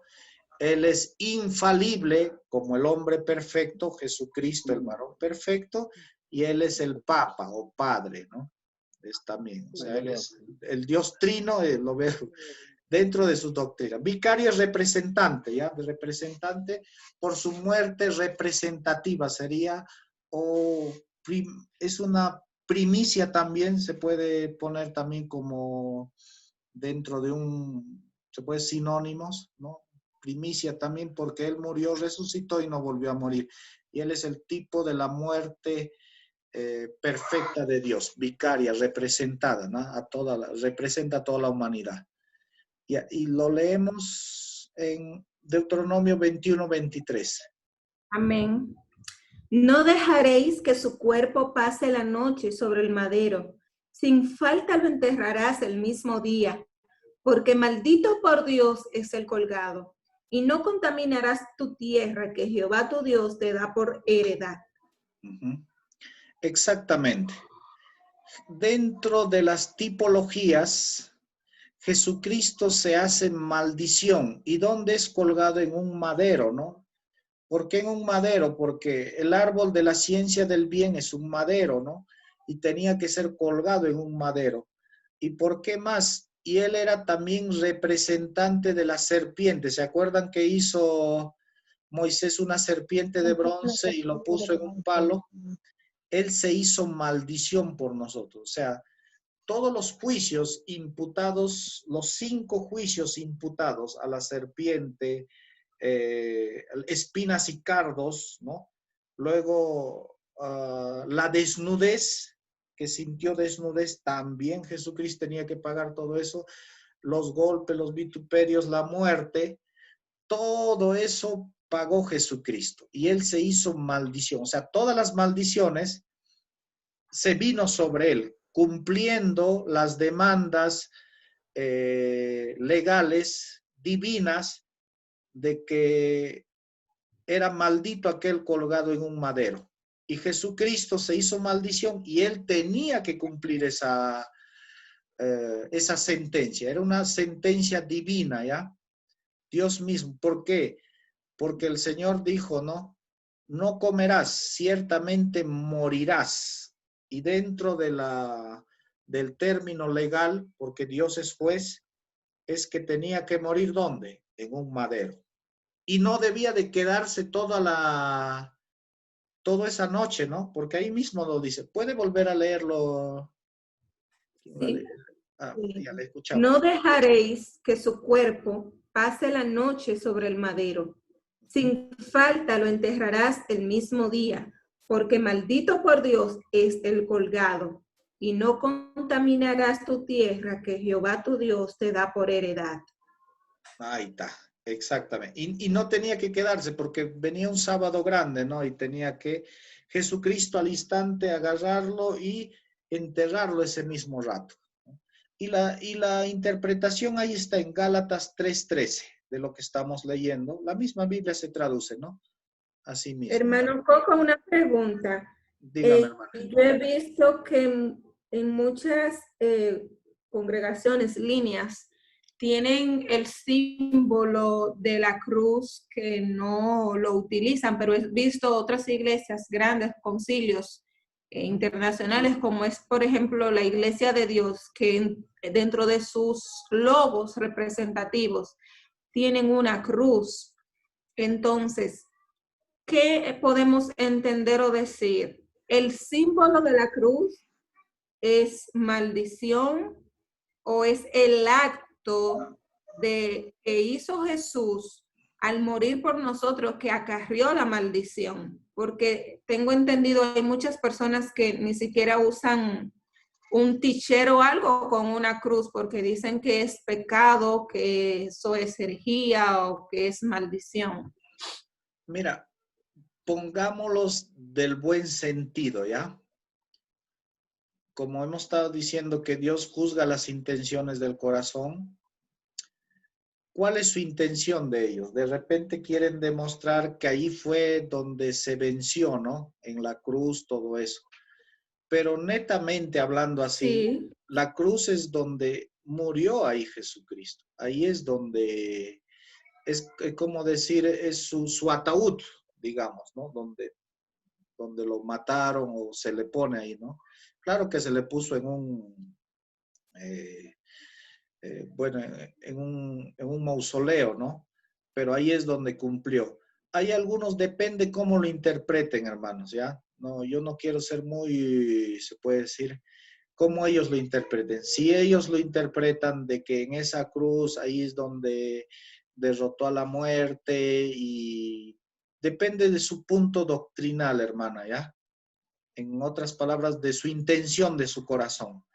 De repente, si ellos dicen, no, ahí es donde Jesucristo derrotó al diablo, a Satanás, lo exhibió públicamente y en su última palabra fue consumado, es desde el punto de vista bueno. Bueno, lo podemos tomar. Claro que nosotros, yo no llevo un crucifijo, ¿no? Yo no llevo ni nada de eso, ¿no? Pero es un símbolo. ¿Desde cuándo viene eso, hermana? Viene desde el primer papa, ¿no? Sabemos que el primer papa fue Constantino. Constantino viene desde esa doctrina de ahí. Y muchas de nuestras doctrinas también vienen del catolicismo, ¿no? ¿Y qué dijo él? En una visión vio una cruz y le dijo, por esta cruz vencerás. Y desde ahí es que en el año 313 él pone como la cruz un símbolo cristiano. ¿Ya? Y su mamá también se hizo cristiana y desde ahí es que se lleva el símbolo de la cruz. Y hay algunos que tienen en su concilio, sí he entrado a algunos concilios, hermana, que tienen una cruz tremenda y una tela, ¿no? Y a algunos les parece bien, a algunos no, ¿no? Pero todo tiene que ver ya, como te digo, tómalo con la intención del corazón, ¿no? Yo no tanto, bueno, al final Dios juzgará, pues, hermano, pero todo tiene que ver con la intención del corazón. Nosotros en nuestro concilio no acostumbramos tener una cruz ni poner eso. Pero dejémoslos, como decir, tómelo por el lado bueno, hermana. No vayamos en ese punto, ¿ya? Yo sé que es maldición, sí dice ahí, maldito todo aquel que es colgado en un madero, pero él se hizo maldición, tomémoslos en el buen sentido, él se hizo maldición por nosotros, ¿ya? Y hermana, y en Gálatas 3:13 lo puede leer, por favor, o alguien que lo tenga. Sí, Cristo nos redimió de la maldición de la ley, hecho por nosotros maldición, porque está escrito, maldito todo el que es colgado en un madero. Ya. Pablo escribe a los Gálatas, ¿por qué? Porque los judaizantes estaban volviendo a meter la ley. Es como acá en el Perú, ¿no? Ha aparecido una religión, no sé si en su país hay, de los israelitas del nuevo pacto son que acá el Ezequiel Ataucusi, que él ha fundado esa religión, ¿no? Y que nuevamente están haciendo sacrificios, rituales, se lleva cordero, todo eso en Lima, en Perú, en Cieneguilla, acá en Ayacucho, donde yo vivo, acá hay un lugar Piquimachay, y ahí todavía les hace rituales y cosas que no están en la Biblia, ¿no? Y como que esos fueran, y si nos vamos a la Biblia, ellos tendrían que cumplir los 613 mandamientos de la ley de Moisés, que no los van a poder cumplir porque nadie lo ha cumplido, ¿no? Y segundo, estás invalidando el sacrificio que hizo una sola vez y para siempre de Jesucristo. Y ahí mismo habla en el libro de Hebreos que el sacrificio que hizo Jesucristo, que vale mucho más que la carne de los bueyes, de los ganados, de la vaca roja, de todo eso, ¿no? Entonces, el sacrificio que hizo Jesucristo lo hizo en cumplimiento de la ley que demandaba eso, ¿no? Que tenía que ser colgado, debe ser maldito y cumplir la ley. Y el único que lo hizo es Jesucristo.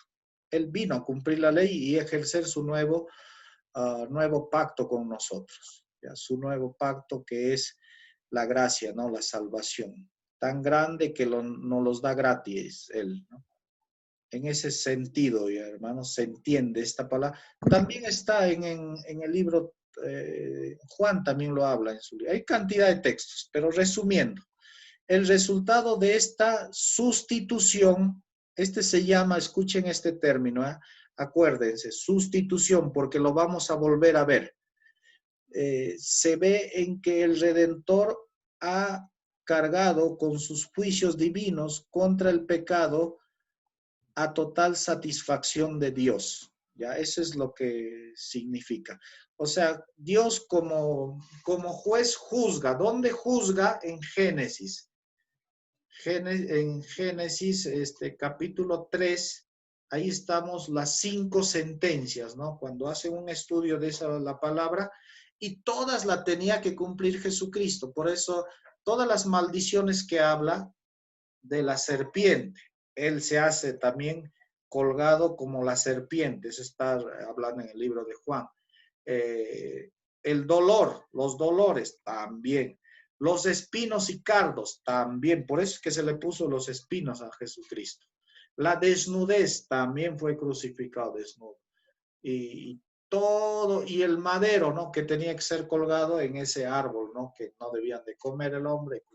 Entonces, todas las demandas legales de ese juicio tenía que ser imputadas a un solo hombre justo. Y el único que cumplía eso era Jesucristo.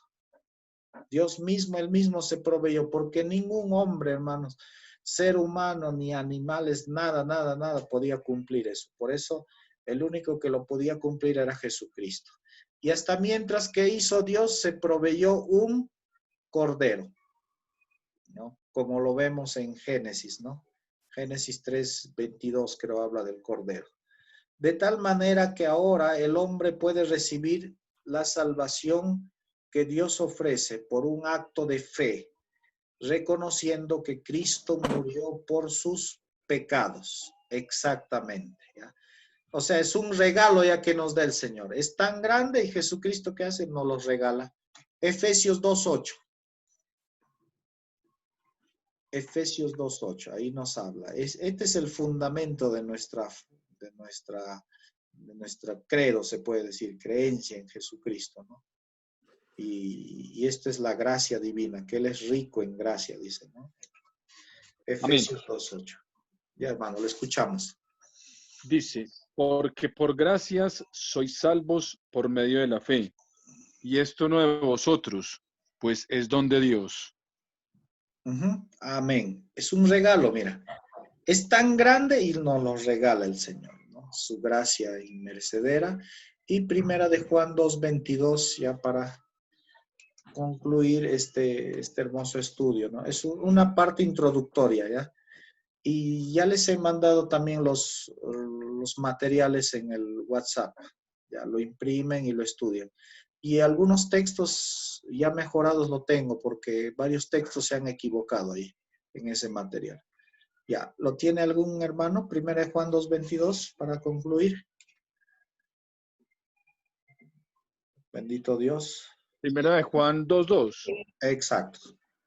2:2 dice, y Él es la propiciación por nuestros pecados, y no solamente por los nuestros, sino también por los de todo el mundo. Amén. Amén.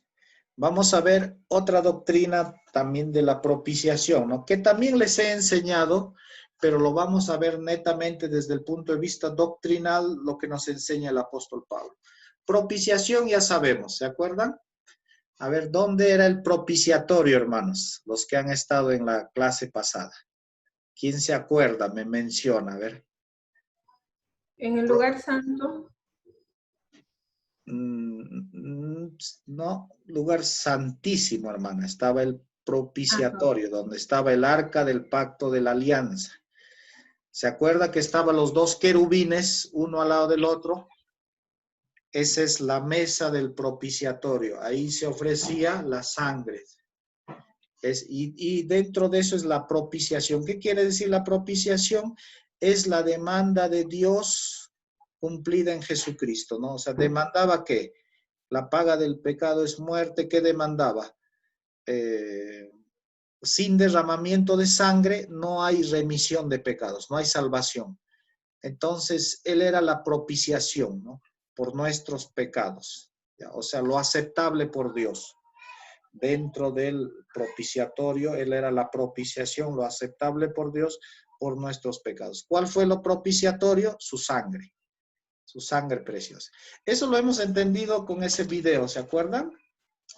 No sé si lo vuelven a repasar, hermanos, vuelvan a repasar ese texto. Ese video es excelente, eso lo han puesto hace 6 meses en internet. Un video excelentísimo que puedes entender qué significa el libro de Hebreos.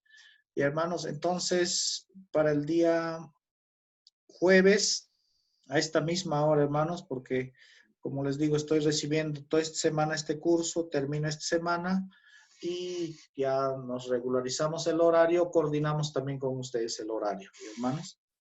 Bueno, ¿alguna pregunta, hermanos, para concluir? Si alguien tiene alguna pregunta para concluir este tema. Y bendito Dios. Entonces, el día jueves, hermanos, ya que no hay consultas, preguntas, el día jueves, a esa misma hora, hermanos, ya de 5 a 7, vamos a estar viendo 2 horas y vamos a concluir la muerte vicaria de nuestro Señor Jesucristo y vamos a estudiar el siervo sufriente, ¿ya? Van estudiando los textos bíblicos del siervo sufriente para analizarlo, lo que habla el libro de Isaías, los 4 cánticos del siervo sufriente, ¿ya? Y eso vamos a estudiar en la siguiente clase.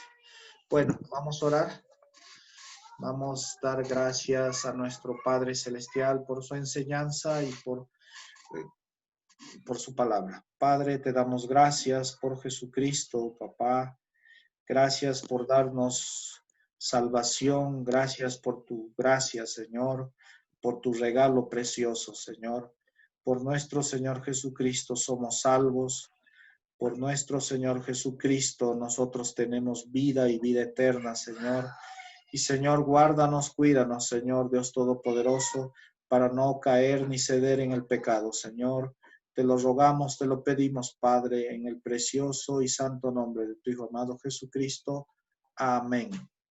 Amén. Dios les bendiga, hermanos. Amén. Bendiciones.